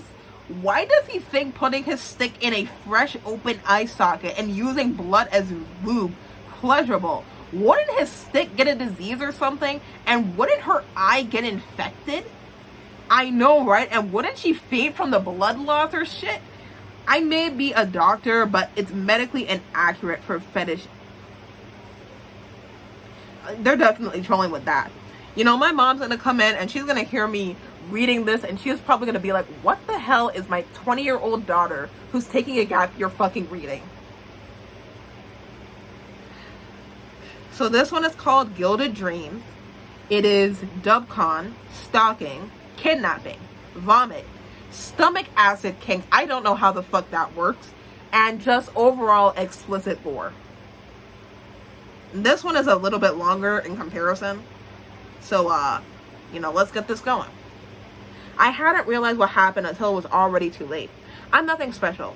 Simply your average office worker trucking through the 9 to 5 until the blessed weekend arrives and then repeating it all over again. Wash, rinse, and repeat.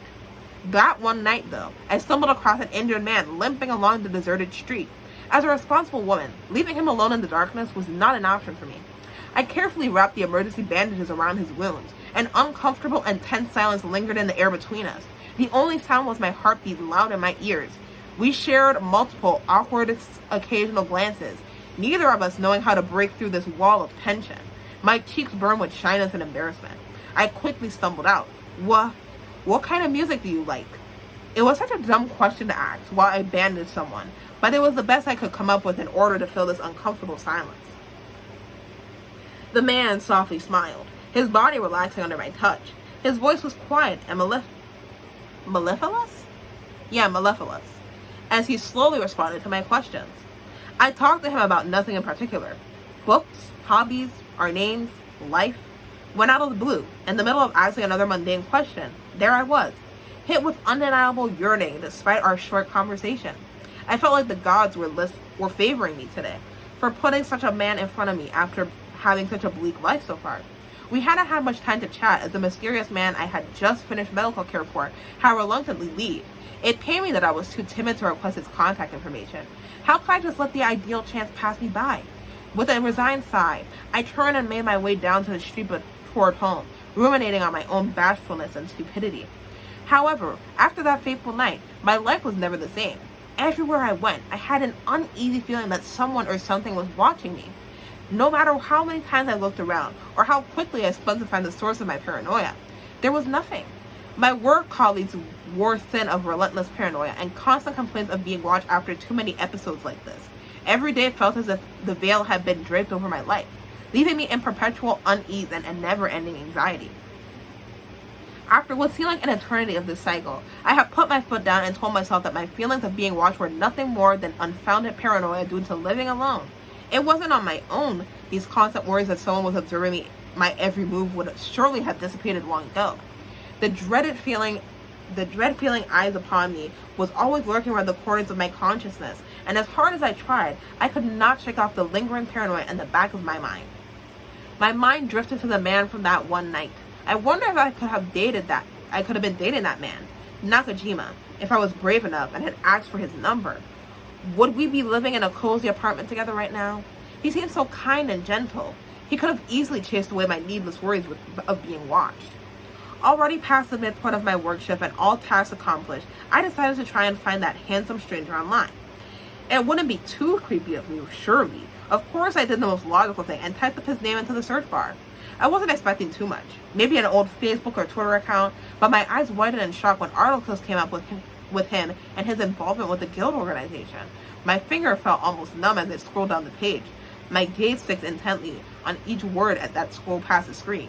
I couldn't believe that the attractive man I had helped that night was linked to this illicit secret society of ability users. He even gave me his name without hesitation, enough to make my heart skip a beat. Every nerve in my body seemed to scream for me to stop reading. The reality of having run into someone potentially dangerous struck fear in my heart. Yet upon looking back over the article about Nakajima, he seemed far from malicious. There was this air of respect surrounding him in these articles, Quite frankly, he seemed to be held in a higher regard than the other unnamed members. I clicked onto a news article, one that promised to shed further light on him. I scanned through it quickly. He seemed to be a decent person, using his tiger ability for noble causes and helping out orphanages. Just a couple of good things he'd done that I skimmed past. A wave of relief washed over me as I realized the man from that fateful night wasn't some crazed serial killer or terrorist. With a reluctant shake of my head, I closed off the tabs before curiosity got the better of me. Despite my heart longing to reunite with him, I knew it was best to keep our brief encounter a fleeting event. I quickly gathered my belongings and started walking my way back home, the day ending after a long session of reading up on Nakajima as I traveled along the deserted street to my home. I couldn't shake off a certain feeling that someone was watching me from behind. My fingers grasped tightly onto the straps of my bag.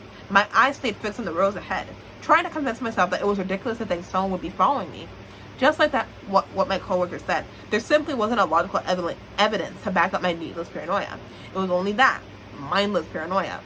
A chill ran down my spine as I felt a gentle hand grab my shoulder. My heart began to race loud in my ear, and I felt an icy wave of panic wash over me.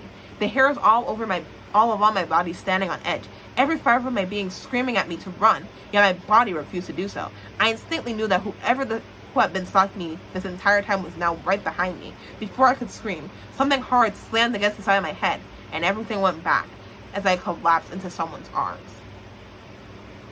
Let me have a quick water break, because that was a lot.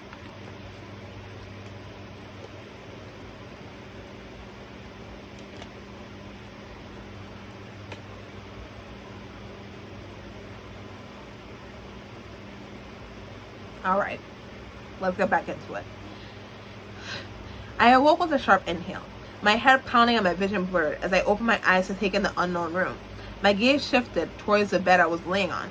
Dread coursed through me as I attempted to free myself from the rope that had been fastened around my wrist. It seemed like just moments before, life had been peaceful and mundane, but now it appeared that everything was coming undone, and there was nothing I could do to stop it. My mind raced with multiple questions. Who tied me up to some bed? Why would someone kidnap me here? What do they want with me? What did I do to deserve this? My breath caught in my throat, and my thoughts came to a screeching halt at the sound of the door clicking open through the room. As I slowly turned my gaze towards the source of the sound, my heart sank and every muscle in my body tensed up in fear. Before me was Atsushi Nakajima, the man who I helped some time ago. His handsome face graced with a peaceful smile that seemed to be so out of place amidst the tension-filled air. I'm glad you're awake. How are you feeling? Did I hit you too hard? Atsushi stepped closer, his knees sinking into the plush mattress on the bed. His hand slowly reached out to caress my cheek, and I could do nothing to make myself flinch away from his touch. My body seemed to be frozen in place like a statue, unable to move or react in any way as he tentatively brushed his fingers across my skin. Could it be that the man whom I had silently been prying on for this time is the one who had done this to me? The realization hit me like a ton of bricks. Atsushi kept tensely brushing his fingertips against my cheeks, the corners of his mouth curving into a gentle smile. His expression was one of joy and affection, his gaze never leaving mine. I apologized if I was too rough. I had something drastic because I couldn't stand the idea of you saying no. You do understand how much this means to me, don't you? He asked softly, searching for my eyes for a sign that I understood what he meant. Instinctively, I wanted to shout. I never would have said no, but fear took over, sending a wave of doubt crashing through my mind. Why me? What's so special about me that he would go as far as kidnapping me? All the news articles I read about him never mentioned anything close to this. My voice quivered uncontrollably at the question that left my trembling lips. What do you want from me? Atsushi's hand, which had been tenderly brushing my cheek, suddenly stopped. His broad smile softened, and his deep gaze pierced into my own quivering one. Both of our hands moved to cradle my cheeks as he spoke the words that I never expected to hear. I wanted you. I want you more than you could ever imagine. His voice dripped with pure need as he leaned in close as he spoke, his very words drawing me in further back until I was almost lying down flat on the bed. His breath was hot against my face, sending a flurry of goosebumps down my spine. Ever since that day you helped me, I couldn't stop thinking about you, Atsushi said softly, his words barely above a whisper. I don't know what it is about you, but your scent drives me wild. His eyes never left mine, intense and bright. I was pressed firmly against the mattress of the bed, feeling my back sink into its soft depths as Atsushi moved closer to me. His eyes seemed to glow yellow the closer he got, trapping me within his his hypnotic gaze, as he spoke words that I couldn't comprehend or believe. It felt so surreal that Atsushi could be deeply enthralled with me. Then again, I could see the same for myself. Atsushi slowly leaned towards me, his nose pressing delicately against my nose as he audibly inhaled my scent. His breath tickled my skin as he murmured softly, "It doesn't matter now. The other members don't need to know about you. About us. You're going to be my little secret, okay?" I barely had time to register his movements before Atsushi started to attack my neck with passionate bites and wet, slurping kisses. I could feel my heart racing through every nerve in my body as he marked me with desperate fervor. He pulled back slightly and redirected his attention to my lips, savoring them hungrily in place, sloppy embrace. It was almost as if he wanted to devour me whole, and I found myself reveling in the invasion. Atsushi abruptly pulled from my swollen lips and sat up. His calloused hands moved from the front of my hair to the back, yanking my head up roughly. My scalp ached as he tugged upon my hair, holding it in place as I flinched with surprise at the sensation that his wet prodding against my swollen lips. He released a handful of strands and instead of gripped onto my jawline with sharpened fingers, squeezing my mouth open to accept his throbbing, leaking. My mind was a fury of thoughts. As all of this happened so quickly, Atsushi didn't even give me a chance to get used to his fat in my mouth before he started thrusting it fast and deep and throwing it down my throat. I was overwhelmed by the sensations, causing me to gag while feeling his thick slipping through the tightness of my constricting throat. Atsushi emitted a low moan at how well I fit around him and how pleasurable it felt for my throat to tighten around his. My desperate gagging and choking didn't seem to deter him as he again grabbed a fistful of my hair and pushed his swollen deeper into my throat. Hot tears cascaded down my cheeks as Atsushi violently abused me like some sex doll. That's not funny. That's not funny. It's not. Each punishing thrust causing me to convulse and gag fiercely around his. Eventually, the urge came too strong, and the acidic bile bubbling from my lips, mingling with saliva around his throbbing, still buried deep in my throat. Atsushi hurriedly pulled his cock out of my mouth, his throbbing coated in my vomit. "Oh fuck," he moaned at the sight, the searing burn of my stomach acid sending shudders of delight down his. "God, do that again." His desperate words carried a provocative tone as he reveled in the pleasurable tingling.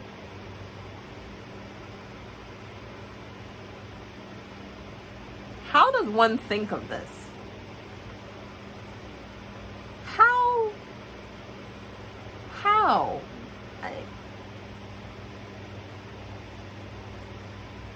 Even before the taste of vomit had fully left my mouth, he was thrusting his down my throat again. I squeezed my eyes shut and moaned around his as Atsushi pushed it past my lips, indifferent to the fact that he was making me gag until I puked again.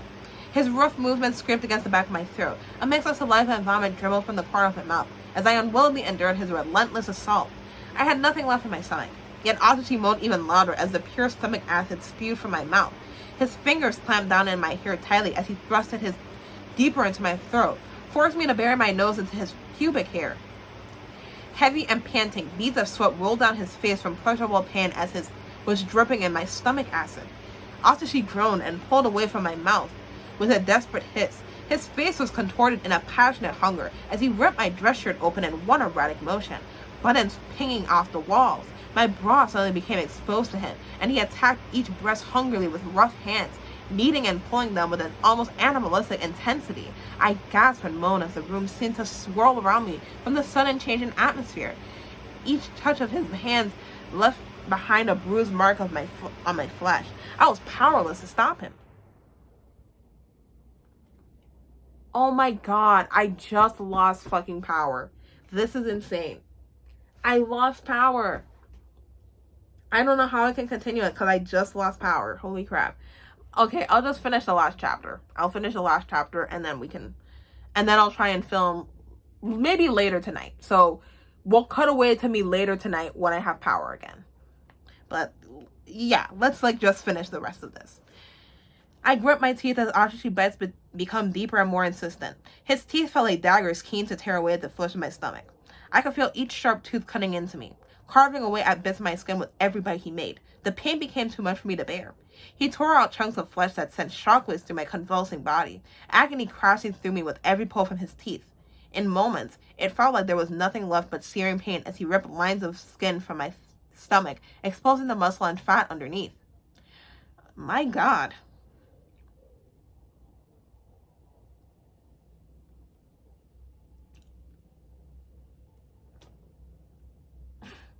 Oh my God. I screamed in both excruciating pain and preserved pleasure as he decided to dig his fingers into my flesh and muscle with savage hunger, tearing away my muscle like paper. My blood seeped from the wounds and onto the white sheets of the bed. As he ripped further into me, I could begin to see the organs that were meant to be hidden by muscle. The pulsing entrails sent waves of agony and pain through my body as they exposed to the biting air. Oh my.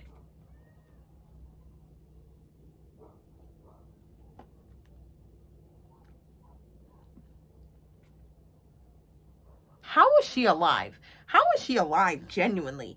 After she pulled out my stomach organ, her entrails. Wait, large intestine or small? Either way, that's, His nail pierced the tender flesh, pulling open a new F-hole for him to use. He slowly inserted his into the hole he had created, letting out a low moan at the sensation of an acidic stomach coating on his. His other hand moved to rip off my pants as I laid there screaming and withering in pain from this new torture he inflicted upon me. Even amidst all the agony, I could feel Atsushi's fingers sliding up and down through my thighs while he violently thrusted inside of my stomach. How are you still alive? How are you legitimately still alive? Like, I feel like if he's ripped a hole large enough that he's able to take out your entrails, you should be dead. You should be seeing the pearly gates. Like, you should be in the clouds. Like, I don't think you should still be alive right now. No amount of adrenaline should be keeping this bitch alive. A nauseating sensation of my stomach acid sloshing inside of me with his rough thrust made me feel like I was climbing up my throat. I still don't understand how she's still alive from this. That's what's really getting me. Like, how the fuck are you still alive? Like, how? I was glowing with pleasure as he pushed his fingers into my slick, quivering.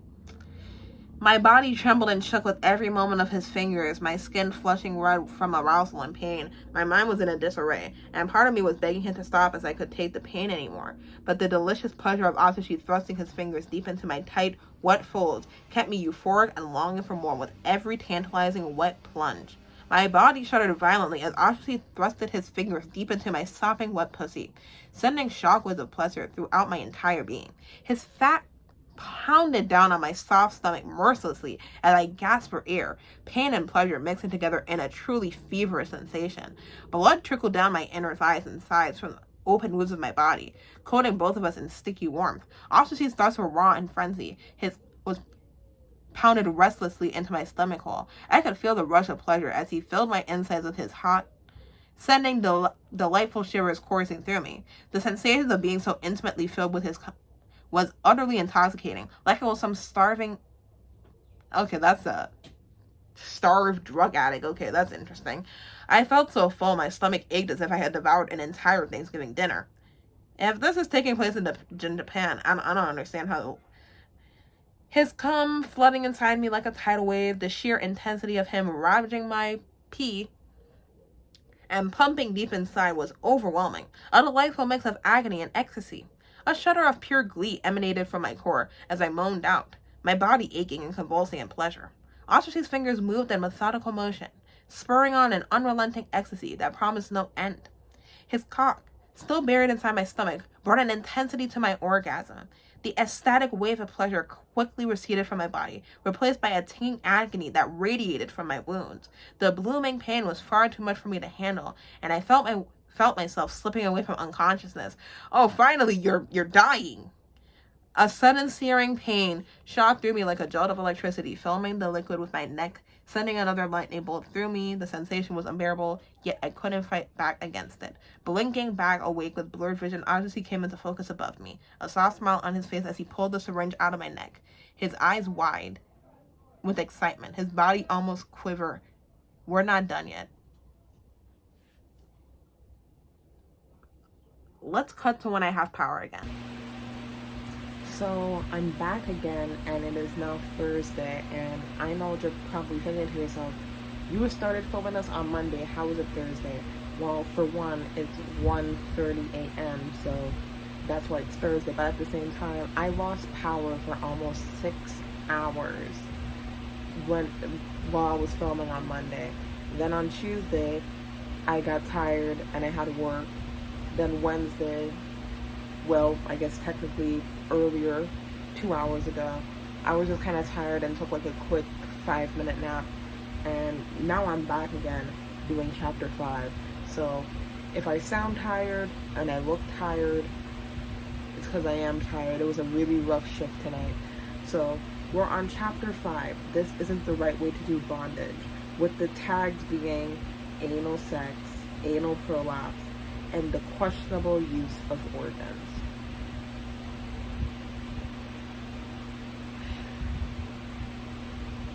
I really want to see what chapter 9 is, like how they're gonna write that. So, you know, it's the one thing that's really kind of keeping me going until I can't anymore, because I genuinely don't know how much more I can take. We were lazing in the bed on this otherwise tranquil evening, a rarity for us. We typically use our nights like this for a different kind of activity, but tonight it was nothing but simple cuddling, basking in the comforting of our bodies. Everything felt so serene and peaceful. I could feel the love that emanate from between us as we lay in the bed, holding each other close and simply being present with one another. It was an intimate moment of stillness that I will cherish always with Atsushi. However, of course, knowing my lover Atsushi, such simple cuddling never lasted long for us.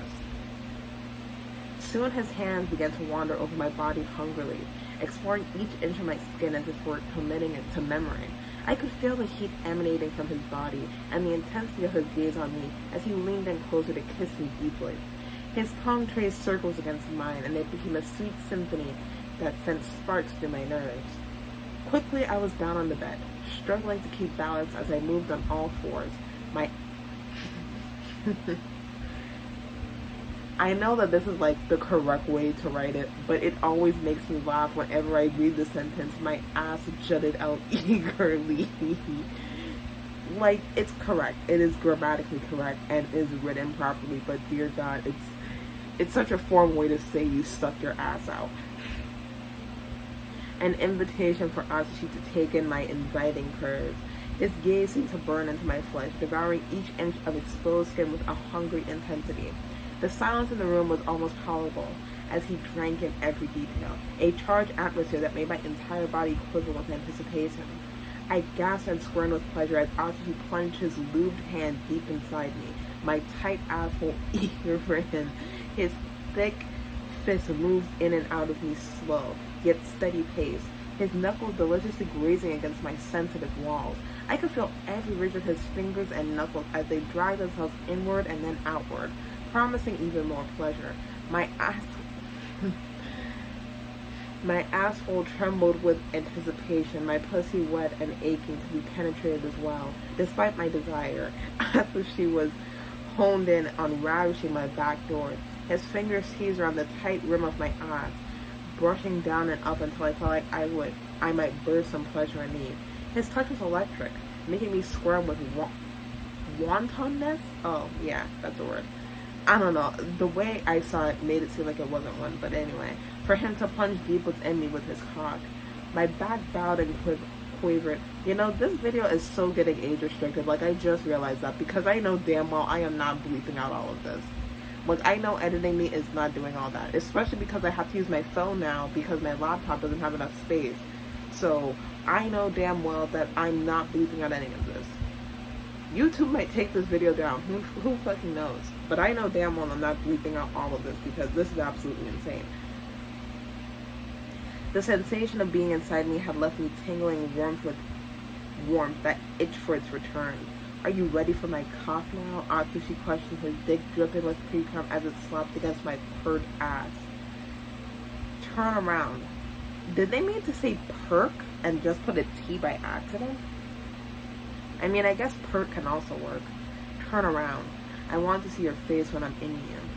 I groaned as I rolled on my body around, and I fell back onto the bed in a state of pure bliss. My lips parted in awe at the sight of my lover transitioning into his half-tiger.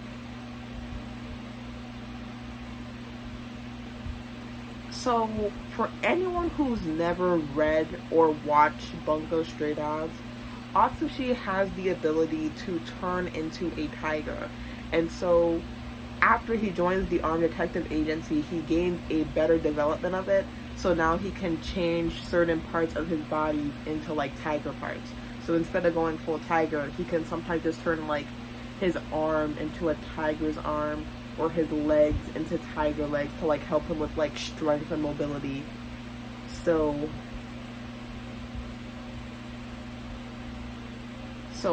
I think we can all guess how he decided to I think we can all make the assumption of how that went about. Spiky. I'm sorry, I just skimmed the paragraph and it says spiky cock. My lips parted in awe, set of words. His furry muscles bulged visibly, making his arms larger than before, with jagged claws extending from his fingers. His stick grew bigger now, his shaft lined with rows of menacing spikes. Wait, what? What does a tiger penis look like? Don't take that out of context, but what does she mean spikes?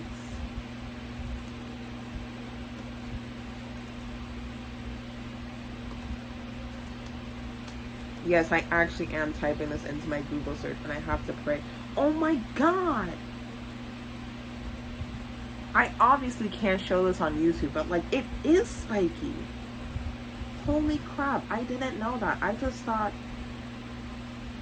thought that they just look like a normal, you know, since they're feline, I assumed that it looked like a cat's. I didn't think it was spiky. I didn't think it was spiky at all. Wow. Well, you know, I guess we can thank this fanfic for something. I didn't know that tigers had spiky penises. So, you know, I think, you know, thank you, fanfic. I didn't know that tigers had spiky penises. That's definitely gonna hurt, though. So, shaft lined with rows of menacing spikes that sent shivers down my spine in pleasure. I allowed an animalistic moan at the sight of his engorged, spiky cock, waiting to plunge deep inside my asshole. I widened my legs so Atsushi had a full view of my slick, pulsating, and gaping hole. My invitation was clear, and he didn't hesitate to take advantage of it. Atsushi roughly grabbed me with large hands, his nails biting into my flesh, and the tip of his swollen cock pressed against my gaping asshole. I let out a throaty moan as he thrust it into me without hesitation, driving in deeper with each forceful plunge. His thick spikes sent tingling electric shock radiating down my spine, and a mild mixture of pain and pleasure surged through me like a raging tsunami. This definitely has to hurt, and I don't even think it's in a pleasurable way. Like, it just genuinely has to hurt. Sweat beaded on our skin as we moved together in an animalistic rhythm. I wail out in pleasure with each passionate thrust. You know, I feel really bad for their neighbors. I know a neighbor is not getting sleep tonight. My voice became ragged and strained from the relentless grind of Atsushi's spike. Why do they put so much emphasis on the fact that it's spiked? Like, this is the third time that they've said that it's spiked. Like, we get it. The tiger has spiked penises. We don't need any more explanation. Like, every time they mention... Yeah, like, in this next paragraph, they mention again that the cock is spiked. Like, it's not necessary at this point. We know that the cock has spikes on it. Just say cock. Like, it's kind of annoying me. His breath lightly grazes my ear as he ruthlessly hammers his cock into me, sending an overwhelming sensation of euphoria through me with each plunge. My anal must tense up with how quickly he penetrates my depths, igniting a raging fire inside me that burns brighter with every stroke. I can feel my asshole start to gape open as Atsushi fucks me harder, his spiked cock grabbing a hold of my walls and dragging them out. You see, I told you that this has to be painful, because how could it not? My breath is labored and a wet slapping sound echoes in the room as his balls pummel against the cheeks of my ass. The mixture of blood and lubricant girl from his, again with the spiked cock, like just say cock, filling me completely, pulls around us on the bedsheet, a testament to just how far I'm willing to go for him. I wither and moan in pleasure as the spiked cock take a shot every time they say spiked cock. All too soon, Atsushi pulls out abruptly, still spilling his cum inside of me. The sensation that comes from my stomach is emptying, my moans groaning more strained as I feel my insides become unfathomably tugged by his spiked dick. Should I just keep a counter for the rest of this fic? Because there's still like a decent amount to go. You know, I'll just put up a little tally mark for every time they mention that the cock is spiked. Hot fluids course from me, cascading down my ass and onto the bed as something puddles out from my asshole and the anal prolapse. I completely forgot about that. With all of the mention of spiked penis, I completely forgot that her anus was going to prolapse. I look like a very tired mother. I am tired. Atsushi breaths quicken as he peers back to behold the carnage he has caused. His claw hands rake through his disheveled hair, a deep moan rising in his throat at the sordid scene of organs, blood, and his cum oozing from his shaft over the sheets. Holy fuck, he whispers hoarsely, panting heavily with carnal delight. You know, so many of these chapters, this bitch should just be dead. Like, I'm not trying to be mean about it, but, like, genuinely speaking, if your organ has just collapsed out of your... Because I feel like people forget that when your, you know, anus prolapses, that's also, like, your intestine. Like, the reason your anus is doing that is because your intestine is starting to slowly, like, seep out. So... you should be dead. You need to get medical attention immediately, but we're not doing that, obviously. I thought I heard my mother. I squirm and tremble in arousal on the bed, my soft organs bared to the world. Fear creeps up my spine as I worry that Atsushi will find me revolting and no longer want me with how my organs are now exposed to the outside world. Girl, that should be the least of your concerns. Your concern should be to get to the fucking hospital. At this moment, my body feels open and exposed. I sure hope it does. Vulnerable, yet yearning for his touch. However, I hadn't expected Atsushi to manhandle me like this. His strong hands tightly gripping my organs, fingers kneading the soft flesh. I quiver beneath his touch. A low moan escaping my lips as he manipulates and squeezes my organs. His grip tightens as he tugs and pulls at my insides, each jerk sending waves of pleasure coursing through me that make me cry from ecstasy. Atsushi's eyes light up with a perverse delight at the sound of my cry. He yanked violently on my bowels, soon dragging me out, my large intestine, and wrapping it around his hairy arm. How is she not dead? Like, that's my thing. How is she not fucking dead? My bloodied and slippery organs served as both bindings and rope as he grasped tightly onto my arms in one hand, trapping me in his violent embrace. The feeling of being bound in such an intimate way made me shudder with disgust and arousal. Honestly, I'm surprised that you're still shuddering. He tied my arms together to the bed frame, making a tight knot to make sure they stayed put. How are you not in pain from this? Like, keep in mind that the thing that he's using to wrap her to the bed is her fucking prolapsed anus, and now her large intestine. So keep that image in mind. She is laying flat on a bed. She's laying flat on a bed. Her anus prolapsed, her enlarged intestine being dragged out of her and then wrapped around. Like, how are you not in like severe pain? This has to be incredibly painful. Like, it has to, like,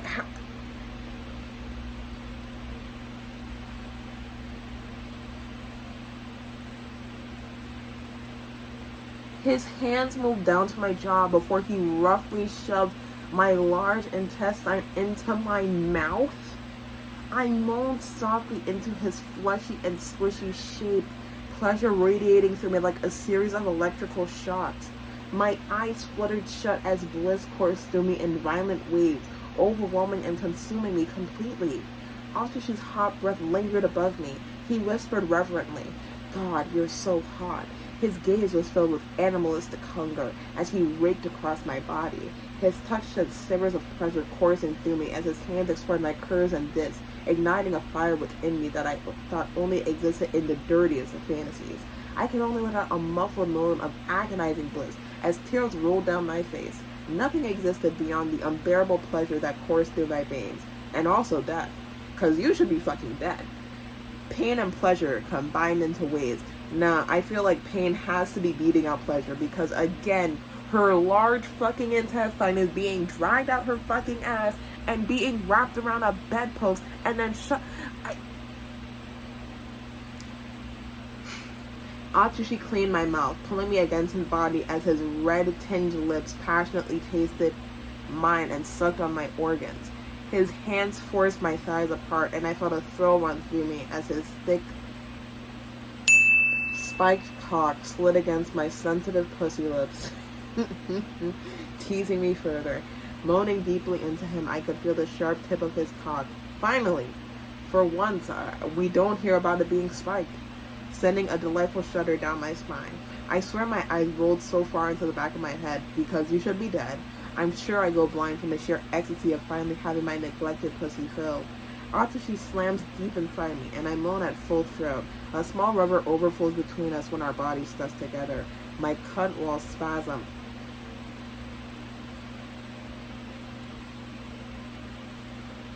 My cunt wall wildly with each brutal stroke, feeling like they must surely split under at any moment. The excruciating pleasure drives me to bite down hard on my own flesh, so hard that I briefly pass out from the blinding pleasure that rips through my body. My pussy fluttered, and my body shook with the intensity of Atsushi's thrust, his cock plunging faster and faster in me as our slick mixture of my pussy juices and blood centered along at even more frenzied pace. I could feel the darkness taking hold as my pussy tightened around me, squeezing tightly as I reached a shuddering orgasm that's around his spiked cock. Sparks of pleasure flickered through me like a lighthouse beacon, flashing out to sea, washing away all my conscious thoughts into pure mush. Probably because you're dying. Probably because the adrenaline has finally run out and you're dying. Atsushi grunts as I squeeze him tight with my pussy muscles, feeling his dick throbbing and shaking inside of me as a hot wave of cum floods my depths. His spikes gives me a tiny jolt of pleasure each time they enter me anew, making me moan through the large intestine still in my mouth. Atsushi removes the organ from my mouth, and we both pant heavily as the pleasure builds up to its peak, then slowly dissipates until all that's left is a gentle kiss on my bloody lips from Atsushi. Oh, how much I love my darling. Well, that was something, wasn't it? Well, now let's get to chapter 6, which is called No Child Support, which has the tags hate sex, childbirth, dubcon, and child death. And you know, that sucked, but at the very least, there is no incorrect use of a newborn. So, you know, I'm a little thankful for that. Let's see how long this one is. It's not too long. It's decently long. And there's like 41 comments, so I might read a few comments. This was not how I imagined things would turn out. Countless nights I would spend dreaming of our perfect ending together. Countless hours I would spend daydreaming and lost in thought of what our perfect little life could be. How our first date would go. How our second, third, and so many more would go. What would our first kiss be like? Would we get married? The car slamming on its brakes and the seatbelt digging into my neck was not something I had planned. My seat suddenly fell back, so I was lying down was not something I had planned. His angry face hovered over me. Was not something I had planned either. I'm so sick of you. Why can't you just leave me alone? Atsushi wasn't supposed to be like this to me. Why is he so angry? Doesn't he know that I love him? His fate inches closer and closer to mine the more he yells. My ears ring, blocking out his yells. Why is he angry? This isn't how I imagined how our life would go. Atsushi's hands tighten around my throat. He shakes my body, and his spit spews on my face from his screaming. Why? Why does he hate me? I suck in a choke gasp.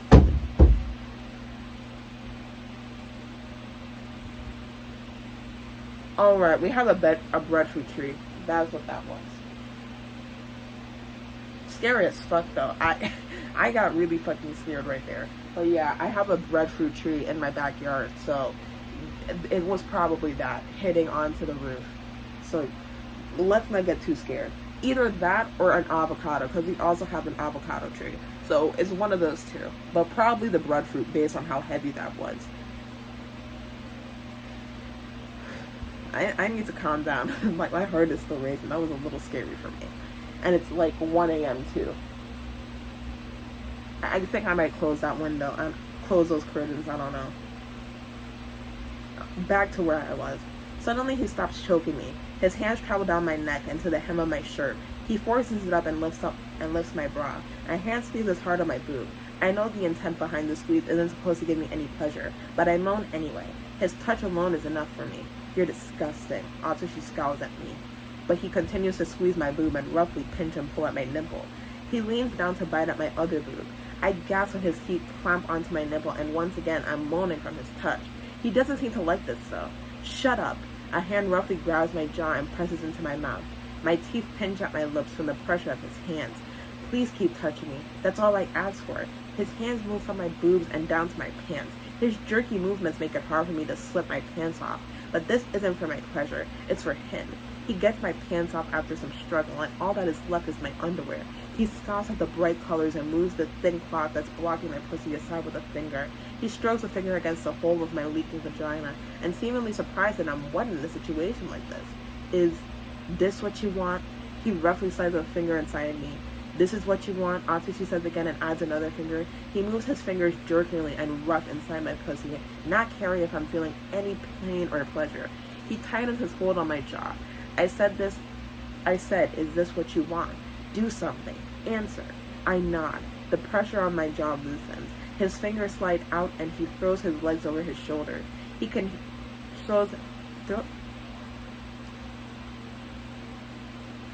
His fingers slide out and he throws his legs over his shoulders. That has to be a typo. I can hear the clank of his belt and the movement of his pants. The tip of his penis prods through the opening of my pussy. He hides his face in between my shoulder and neck. I don't love you, he whispers into my ear right before slamming into me. My body jerks back and I let out a muffled cry into his hand.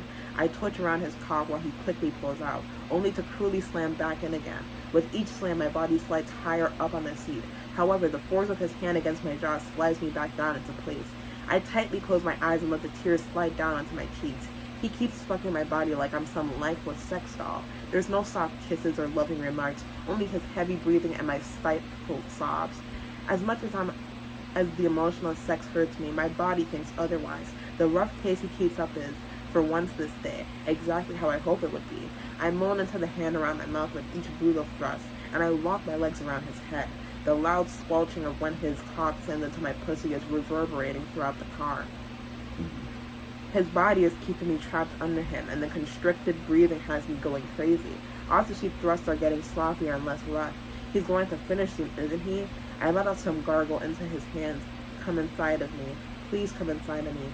He bites into my shoulder and slams inside me one last time. My eyes roll in the back of my head and my pussy spasms around his cock. He slowly pulls out, a mix of our cum trailing after the head of his dick.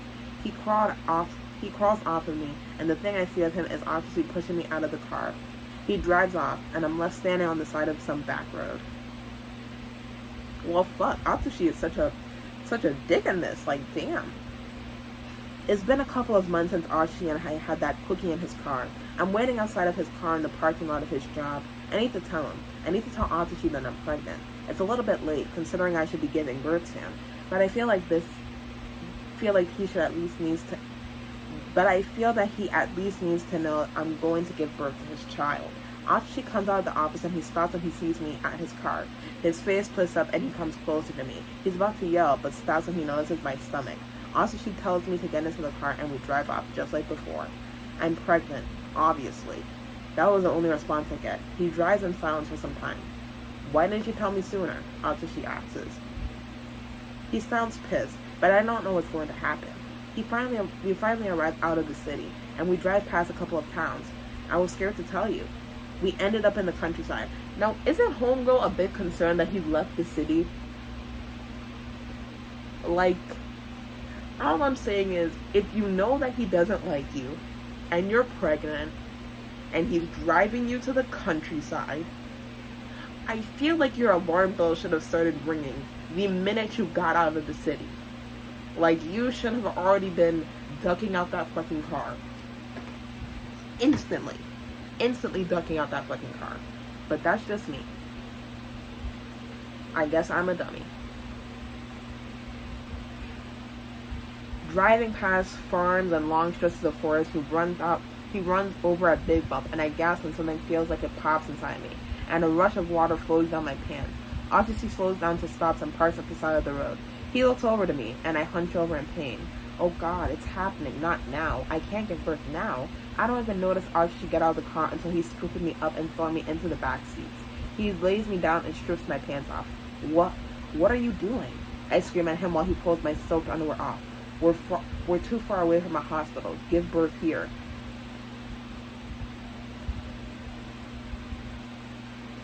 I mean, you're in the countryside, but you're not that much into the country. Like, I know damn well the country gotta have a hospital nearby. Like, you know, it doesn't take, like, that quick. Like, yeah, when your water breaks, it's pretty serious, but it's, like, I feel like you at least get, like, an hour. And I know Japan is a big place, but, like, I feel like, depending on how long this drive takes, you could definitely get into a hospital. But at the same time, I feel like he's gonna fucking kill her. So, my head is swirling in confusion and pain. My body is telling me to push, and Atsushi spreads my legs open. How did we immediately get into labor, though? Like, no contractions or anything? Like, just immediate water breaking and now labor? Like, damn. Homegirl just speed ran pregnancy. Like, my mom had to induce me. Like, I was so stubborn, they literally had to force me out. And even that took a good 8 hours. So, I guess some people are just lucky. Some people can just speed run pregnancy. Yeah, like, just in the first paragraph, it doesn't even say what after hours. But no, like, it was only a couple of minutes, and she already pushed out the baby. He stares at the baby lovingly. He's so beautiful. I nod, too out of breath to respond. Suddenly I feel a large nudge in my pussy. What is he doing? I lift my head and I see Atsushi trying to wiggle the crying baby's head back inside my pussy. What are you doing? I screech at him. What is with this author and wanting to shove the fucking babies back up? Like, what kind of Junji Ito bullshit is this? And not even Junji Ito put the baby...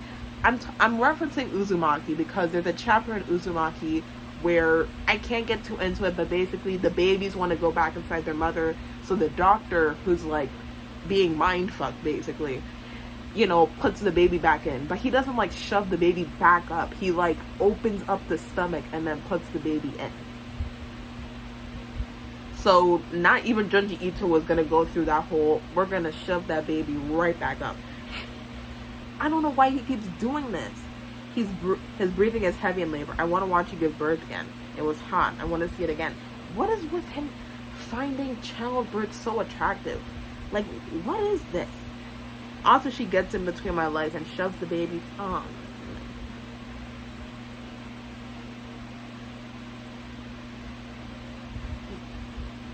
Now I feel bad because the baby's crying. Oh, no, I don't like this. The baby's crying.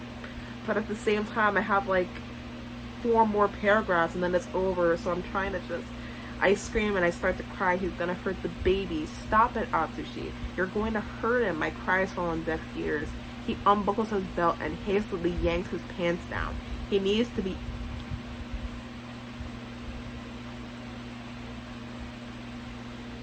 Oh my god.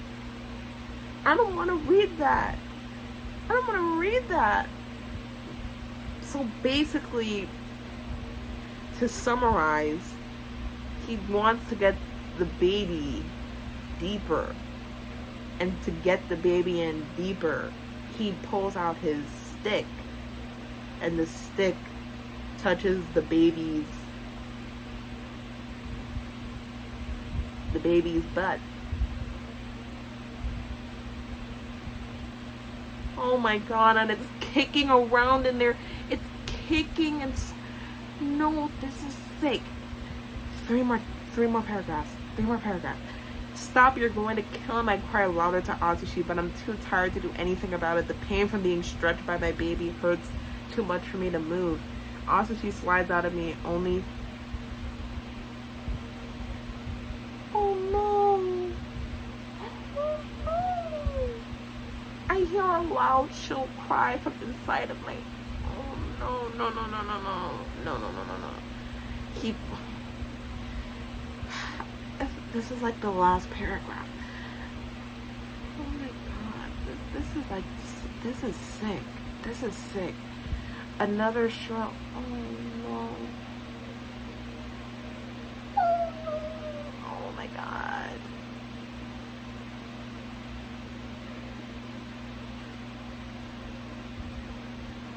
This author needs to do jail time. Like, I genuinely think that they're a threat to society with this shit. Oh no. Yeah, the baby's dead. And Atsushi is still fucking her.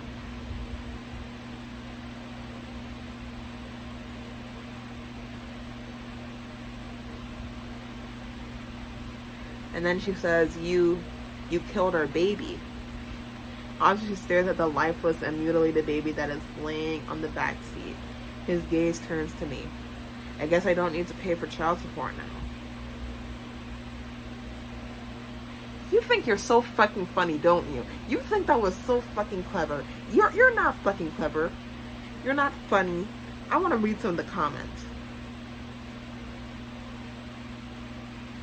So, one person still traumatized. They're a guest, and they're like, "Huh? What goes through your mind when you make these?" And the anonymous creator says Atsushi, and they're like, "Yeah, no shit. I actually love this."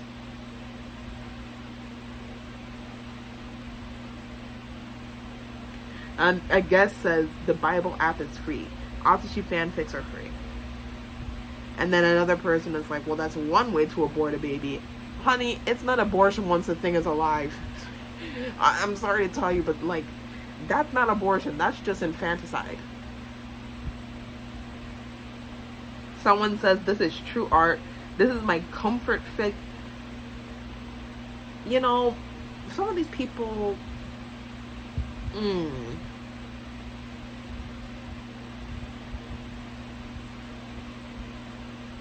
A guest said, "Oh my gosh, thank you so much for making this. I love reading this.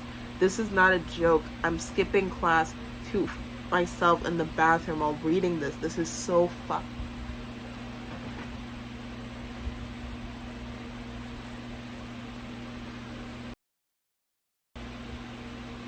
In the school bathroom? Like, genuinely?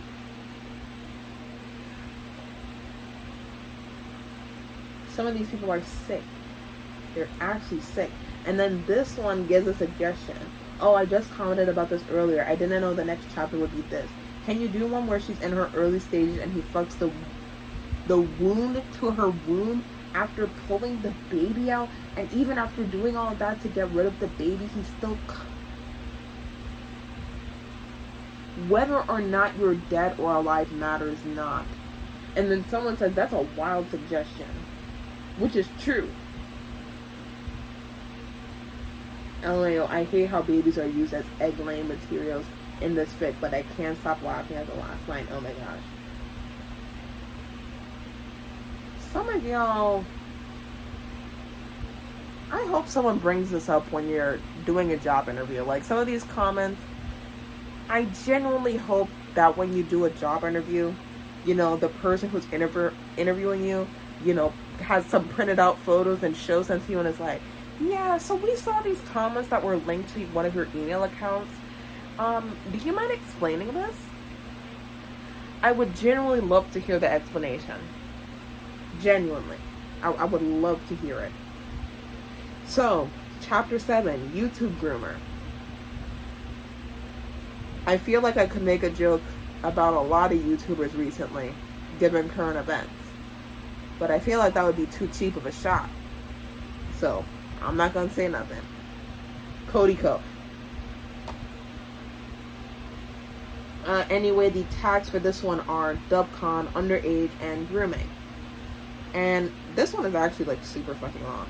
I'm actually kind of not happy about that because it's so long.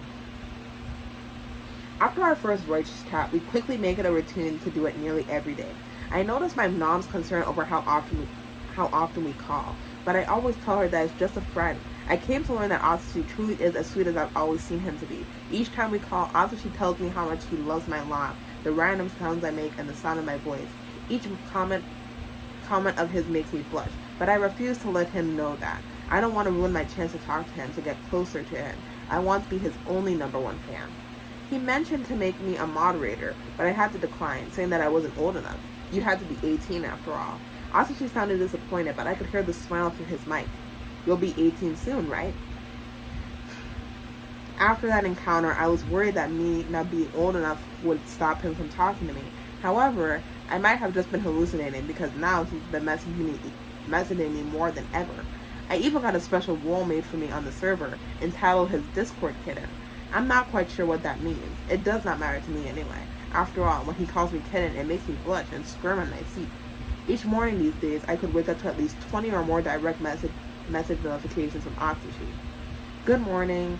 Sorry that's so early. I missed talking to you. Are you up yet? Want to VC later? When you wake up, I gotta ask you something. It's nothing serious, by the way. The usual endearing spam. But the last message he had me jump out of my bed. I scramble over to my computer and immediately open Discord.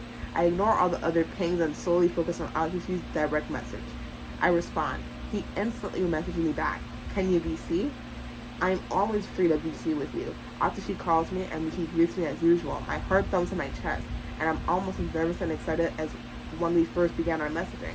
What if he's going to break off our friendship? What does he have to say? Is he angry with me? What is wrong?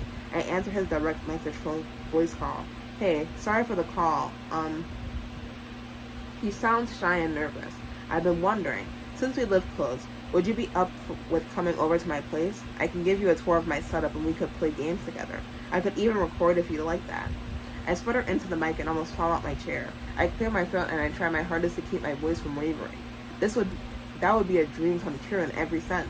I would love to go to his place to play games together, to be on his channel. Really? Cool. Okay, I should pick you up. Or do you want to come over by yourself? The first offer makes me tense up slightly. I do not want to make him do anything else he does not have to do, knowing that I can easily come over myself. I can easily take the bus.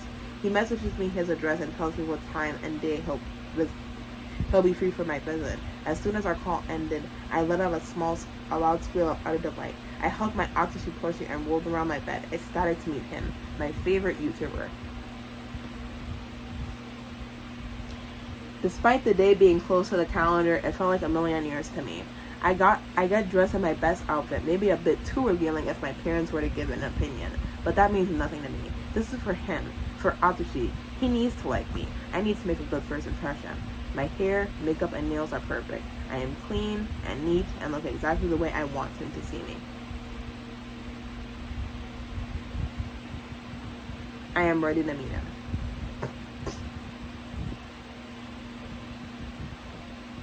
I sneak out of my house with a precision I've never used before and continue down the street. I hop onto the bus. Yeah, that was my mom. Sorry about that. Okay, so back to where it was. So she's sneaking out the house. I had to walk quite a ways to reach his house, but soon enough, I'm standing in front of his apartment door, room 103. I give the door a knock, and I nervously look around in hopes of easing the knot in my throat. I play with a strand of hair while I wait. What couldn't have been more than a few minutes felt like hours, so much so that I was tempted to walk away. There's a click at the door before I can think of anything else. The knob turns and the door whooshes open. He is there. He is standing in front of me, and I can see his face, and it isn't behind a screen. For a moment, it felt as if time had completely stopped. Time only continues to flow once more when Atsushi smiles. I smile back instinctively. Surprisingly enough, he goes in for the hug first. He wraps his arms around me, and I wrap mine around him. He smells so nice, much better than what I imagined. If I had the choice with no repercussions of any sort, I would have buried my face into his neck for the longest time. Come in. He lets go of me and holds the door open for me to walk past him. I take my shoes off and we start the tour. His place is very nice, much larger than his camera seems to pick up. I beam at the thought of me being his first viewer to have a house tour. I follow him closely around the house, absorbing any and every detail. I didn't forget that this was a rare opportunity, so I wanted to commit every room to my memory. Our conversation was quite awkward at first, but it relaxed and we flowed into how we normally would in a voice chat. He puts a hand on my shoulder and rubs my arm, and this is the last room. Atsushi blushes and looks to the side, scratching his cheek lightly. I made this room just for you. I'm really glad you came over today. I blink in surprise before I shyly smile at him. You made a room just for me? He holds my hand and leads me inside the room. It's a brightly painted room with baby toys, mostly colored pink. To the side of the room is a crib that is also stuffed with pink blankets, pillows, and soft plushies. This is strange, but cute. I don't feel weirded out. It is quite adorable, and if for anything, an endearing quirk for Atsushi. His hand slides out of my own. Hold on for a minute. He opens up the small closet. What were the tags for this?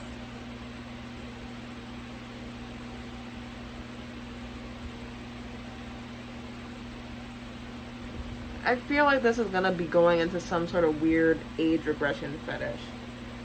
Like, it's definitely heading towards that point. Like, the girl's already underage, man. You want her to be even younger? Okay, back to where I was. Which is... yeah, right here. He opens a small closet and brings out a pair of clothes. Atsushi holds up the clothes and lets it unfold. He holds up a light pink onesie along with a bib. Can you put this on for me? It means a lot.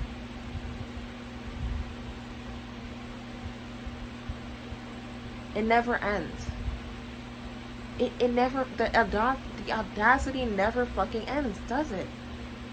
She's already underage. She's already in your room. Now you want her to act like a fucking baby. Isn't it enough? Is it never enough? When will it be enough for you? When? I don't know what to say to this, honestly. Like, what do you say? I don't know what to say. Thank you for realizing that this is strange. At least this white and has some sense. This is strange, but I'll listen to his request with a little to no hesitation. I reach up and gently grab the onesie and bib from his hands. I mean, she's still doing it, but, you know, her acknowledging that it's strange is better than nothing. He smiles at me fondly, and I return his smile again. I don't want to disappoint him. Oh, I'll turn away so you can change. After she turns around and I'm left to stare at the onesie. I take off my socks, my shorts, and then my shirt. I keep my bra and panties on though, and slip the onesie and bib on top. Okay, done. After she turns around, his face is beaming with joy and flushing at the same time. He edges closer to me, his hands outstretched and softly grab onto my arms. He rubs his hands up and down the cups of my cheeks. Despite how different the request seems to me, I can't help but lean into his touch. Without breaking the peace, Atsushi whispers, "You look so beautiful. Can you get in the crib for me?" I nod and I step my way over to the crib, almost in some sort of trance. I get inside and I sit there, waiting for his next order. I gasped in surprise when Atsushi crawled inside the crib with me as well. There's barely any space left, but there's something both comforting and enticing when it comes to being surrounded by Atsushi and everything he likes. Such a good girl. So good for your Discord daddy. I don't like saying that out loud. His face leans into mine and I once again can't help but feel my brain fog at his scent. He's so beautiful. Well, I have always enjoyed watching the multitude of facial expressions Atsushi expresses in his videos. This one was different. I would never admit it, but seeing such an expression on Atsushi no less made a hot knot form in my abdomen. My gas fans over his lips when he touches a hand to my side, slowly trailing up gingerly to grasp my boob. His smile drops a tiny bit when he notices I still have my bra on. Oh, you kept this thing on? I wanted you to be comfortable for me. I can take it off right away. I do not want to disappoint him. It's okay, I can take it off later anyway. He rides my worry with a soft peck to my lips. My face burns with a red flame as his soft lips meet mine. Oh my god, what do I even do? How do I kiss? I've never done this before. He kisses me gently again. It's okay. Stop worrying. Let me guide you, my little...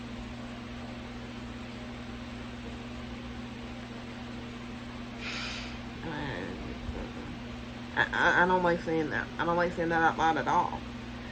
I bite my lips and obediently nod. Just for a second, I let the tip of my tongue brush against my lips where Atsushi has kissed me. For now, though, I wouldn't want to say anything that will ruin this moment. My eyes widen, leaving their trance state. Is he going to be my first? He kisses me again, wiping out any spare thought as his hands massages my boob. It is a bit hard for him because of my bra, but he doesn't let it deter him. His kiss feels so light, so innocent. Occasionally he stops kissing me deeply, only to give me a quick, well-placed text.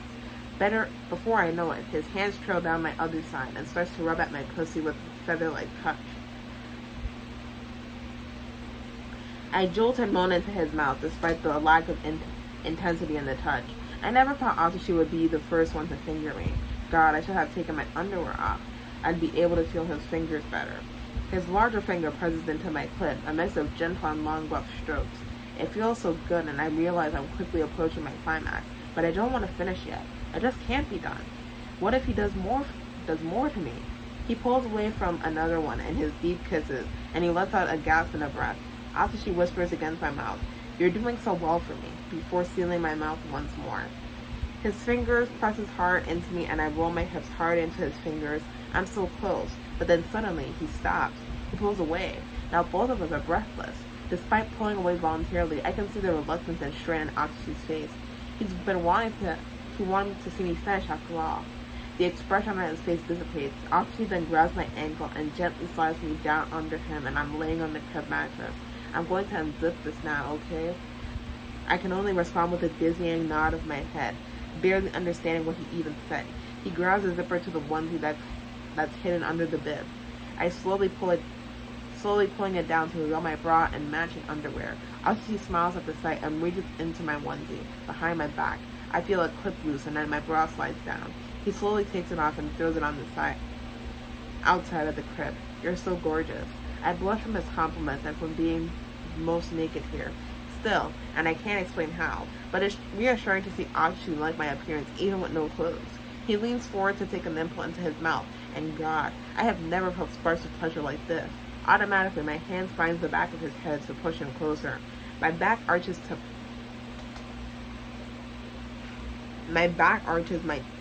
deeper into his mouth, and his tongue runs harder around my nipple.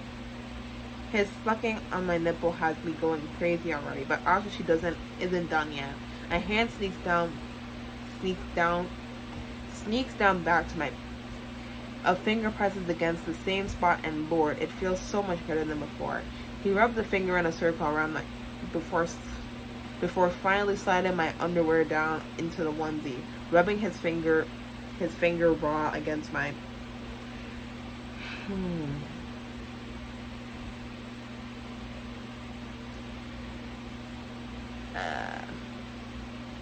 Not tapping out yet, but God, how many more? I'm just gonna skim. Not tapping out, I'm just skimming.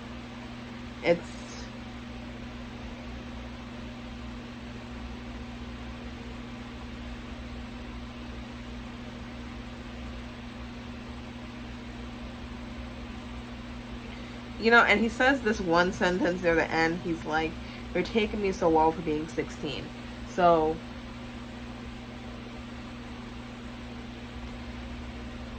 I mean, I don't know how old he's supposed to be. I mean, obviously that's not an excuse, but like,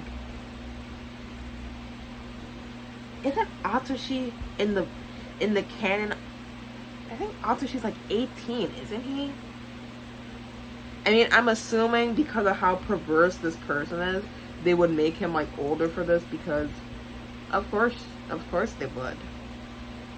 But I don't think I think he's the same age as me, honestly, 20 or something.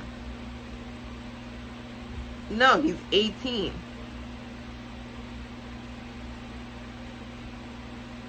But then again, knowing this sick fuck, they probably made him like 30 or something for this. Obviously, this is not like, you know, me condoning the actions, but it's like, yeah. Again, I'm not condoning the actions because obviously, but I guess it's not the worst. Like, in comparison to everything else, the age regression shit is weird. Obviously, that's weird, but like, assuming, like, let's make the assumption that Atsushi in this chapter is 18, then that's like a 2-year age gap, which means he just got out of high school, which isn't good, but like, you know, I'm expecting like 25 Kodiko. Who said that? I don't know who said that. But yeah, obviously still not good. And here he is with the kin and shit again. I don't know. Honestly, not that bad. Now, honestly, I think this might be the one where I tap out. Honestly, I'm surprised that I didn't tap out with all those child death ones. I was very close to, but you know, I did push through. Can't say the same about those babies. But I did push through. And now we're on chapter 8, Loyal Dog.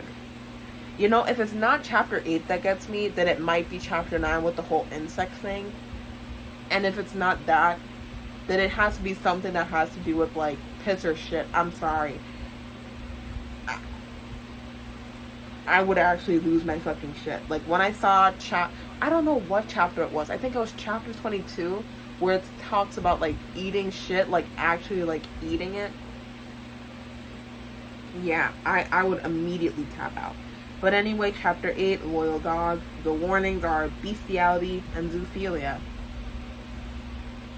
So I'm assuming that she's gonna get fucked while he is fully a tiger. Is this a long one? It's not super long, but Out of everyone I've been with, no one has loved and cherished me as much as Atsushi did. Atsushi was special. He was different from everyone else I've been with. And I've been with so many that I've begun to lose count by now. The previous people I've been with never treated me as well as he does. Sometimes I can still hear the empty promises that would whisper only to abandon me after my usefulness was no longer needed. I wasn't the best looking, nor did I get a pure background. It was no wonder that I was easily abandoned time and time again. Yet some reason, Atsushi decided to stay with me. He was only one to show me genuine love. My ears perked up at the sound of the door unlocking. I smiled and patted.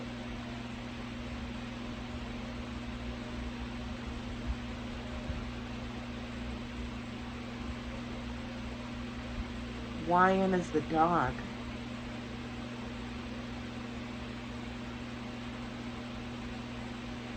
Wyan is the dog.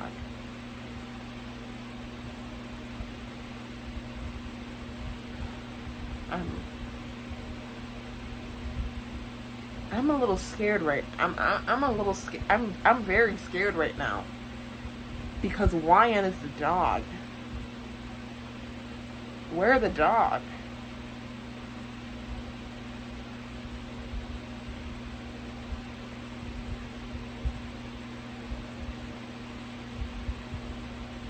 Oh no.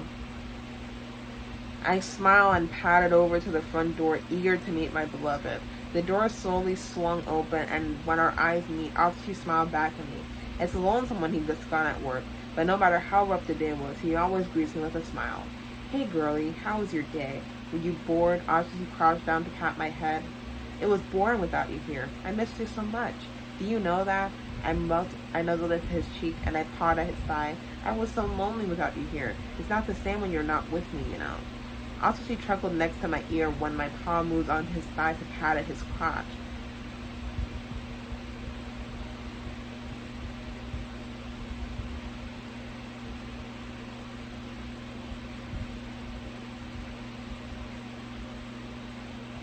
How many times have I done that face? Like, genuine. Hey now, I just got home from work. Can't you wait just a bit longer? I might tap out for this. But at the same time, I really want to read chapter 9. Like, I think I might tap out for this. But at the same time, I want to read chapter 9. So we're going to see which one beats out. I lick his cheek and I paw harder at his crotch. Oh Lord. Please, I've been waiting all day for you. Do it here. I don't care. I only want you, please. It doesn't take long for me to rile him up. All I really have to do is paw. Yeah, I really do feel like I might tap out for this one. Oh my god. But I plan on having more sessions later. I lifted my tail and arched my back so he could get a clear view of my throbbing, wet dog. Don't you know that I'm starting my heat? I can't wait for later. I need my perfect owner to be...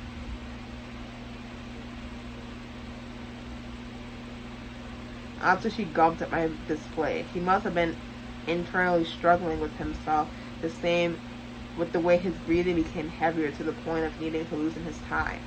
Right now? Come on, why not tonight instead? Maybe after dinner and a shower.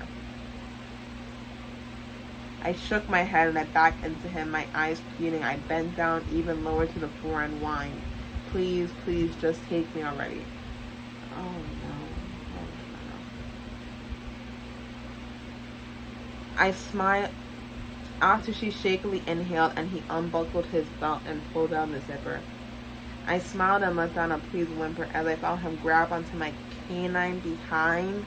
I shuddered when he grinded his nope. And we tap. I'm done. We made it 8 chapters, guys. We made it 8 chapters. But you know what? As an additional treat, we're going to read chapter 9. I'm skipping this whole thing though. I have completely tapped out. Fuck that shit. After, I'm pretty sure once I do all the editing for this is going to end up being like 2 hours or something. But like, yeah. Tap the fuck out. I'm definitely... Let's just read this. Let's see one of these comments. Someone commented, wow, I love this one. Another one said, yippee. And then I guess put, still skipping, not usually into bestiality, but this was hot. I loved it so much. Please do bed frame? What the fuck is bed frame? Like fucking on a bed frame? What the fuck is that supposed to mean? And then this person is like, wait, how is that hot? Genuine. And then the guest replied, I really like the throbbing dog. And Atsushi's hot throbbing going into her tight little, and the fact that it's a dog he's into submission. I like the other, and then the same person comments, okay fella.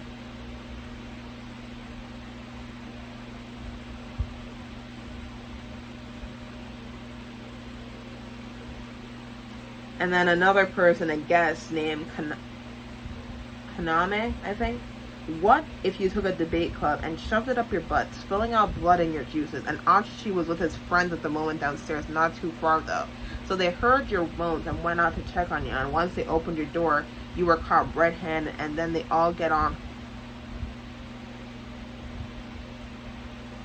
Yeah, I'm not finishing that. So a person, I guess, commented, "Mate, what in the unholy hell is this? My question for you, the author, is why? Why the fuck did you make this? What compelled you to conjure such a foul fanfic from the very depths of hell? Genuine question, are you okay? Mentally. Like, do you need help? You might need some serious therapy. How does one even imagine to think of this? I have so many questions. I have genuinely never seen someone sim for a fictional character to this extent. What the fuck? Lust is what the creator commented. Bro, this isn't lust anymore. It's insanity. I feel like I just sinned. This is that gross. I've seen shit. Please, for yours, mine, and everyone else's, go get help. This isn't healthy. Write a normal fanfic. Cuddle, smut, yet don't make it gross. Just normal smut. Fluff, whatever. Chapter 26 is normal fluff. I completely agree with your comment. Where in the right mind of the creator's feeble brain decides to write something like this? I only saw this on TikTok and challenged myself thinking, oh, this person commented on Thursday. It won't be that bad. I feel like I did 100 roller coasters. I am seriously crying right now. What the actual fuck? This is writing this piece. Seriously, the creator's great sense of word, great writer, but then their talent decides to swoosh into creating this. Help, I'm crying. What the fuck did I read? So, the warnings are insects POV, and then blood. So, for some reason, chapter 9 is taking place where we as YN are a fly.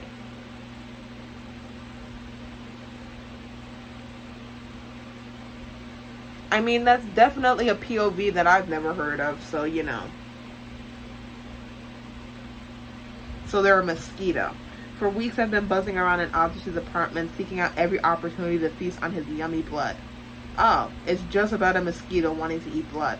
But I must be careful and not let him know of any of my tiny self quite yet. Even though I was famished, I had to resist the temptation and wait for the right moment. I yearned to sit upon the warm and inviting skin once more, letting my needle make its puncture just enough so I could bask in his sweet taste and blood filling up my tiny belly.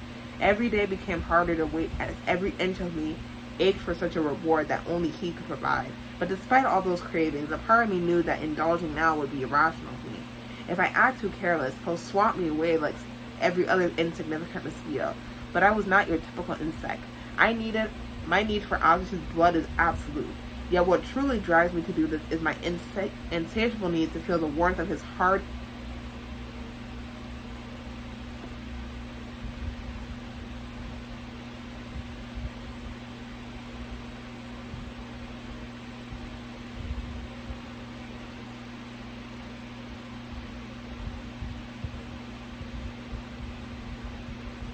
Yeah, so to basically summarize it, Atsushi starts like, yeah, I think he basically starts masturbating. Yeah, I'm reading it, like I'm skimming through it.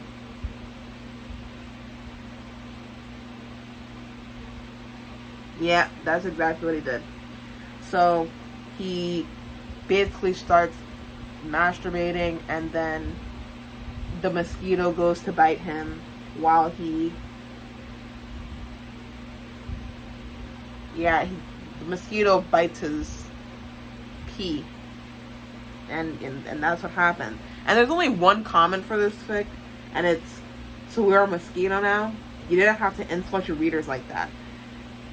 Kind of shocked that I was able to get past the child ones. I mean, obviously you saw through my reactions that I was like very close to tapping out every time I had to do one of those, but yeah, I'm honestly surprised.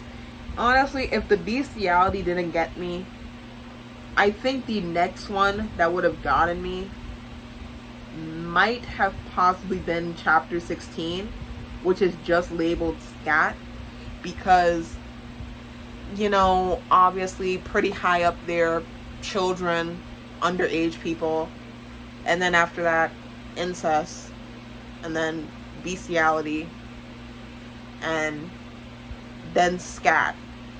I don't know, man. Just the idea of like nasty. I don't like it whatsoever. But yeah, and if it wasn't like chapter 16 that got me,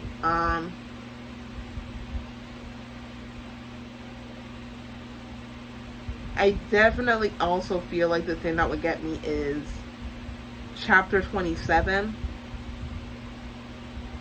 I still don't know what sounding is.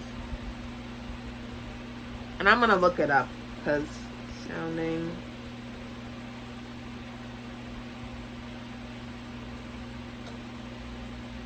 Yeah, oh.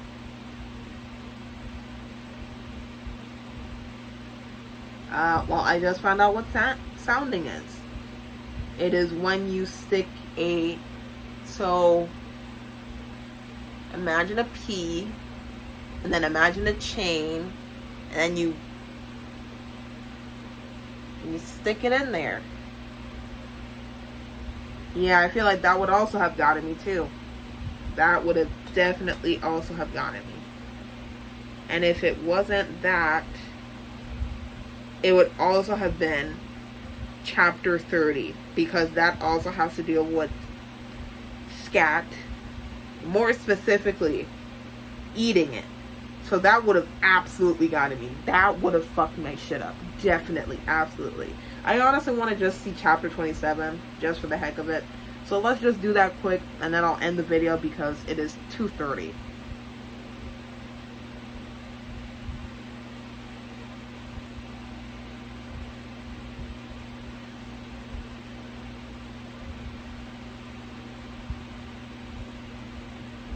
Chapter 29, Would You Still Love Me If I Was a Worm? Oh my god. Because the tags are sounding and worms.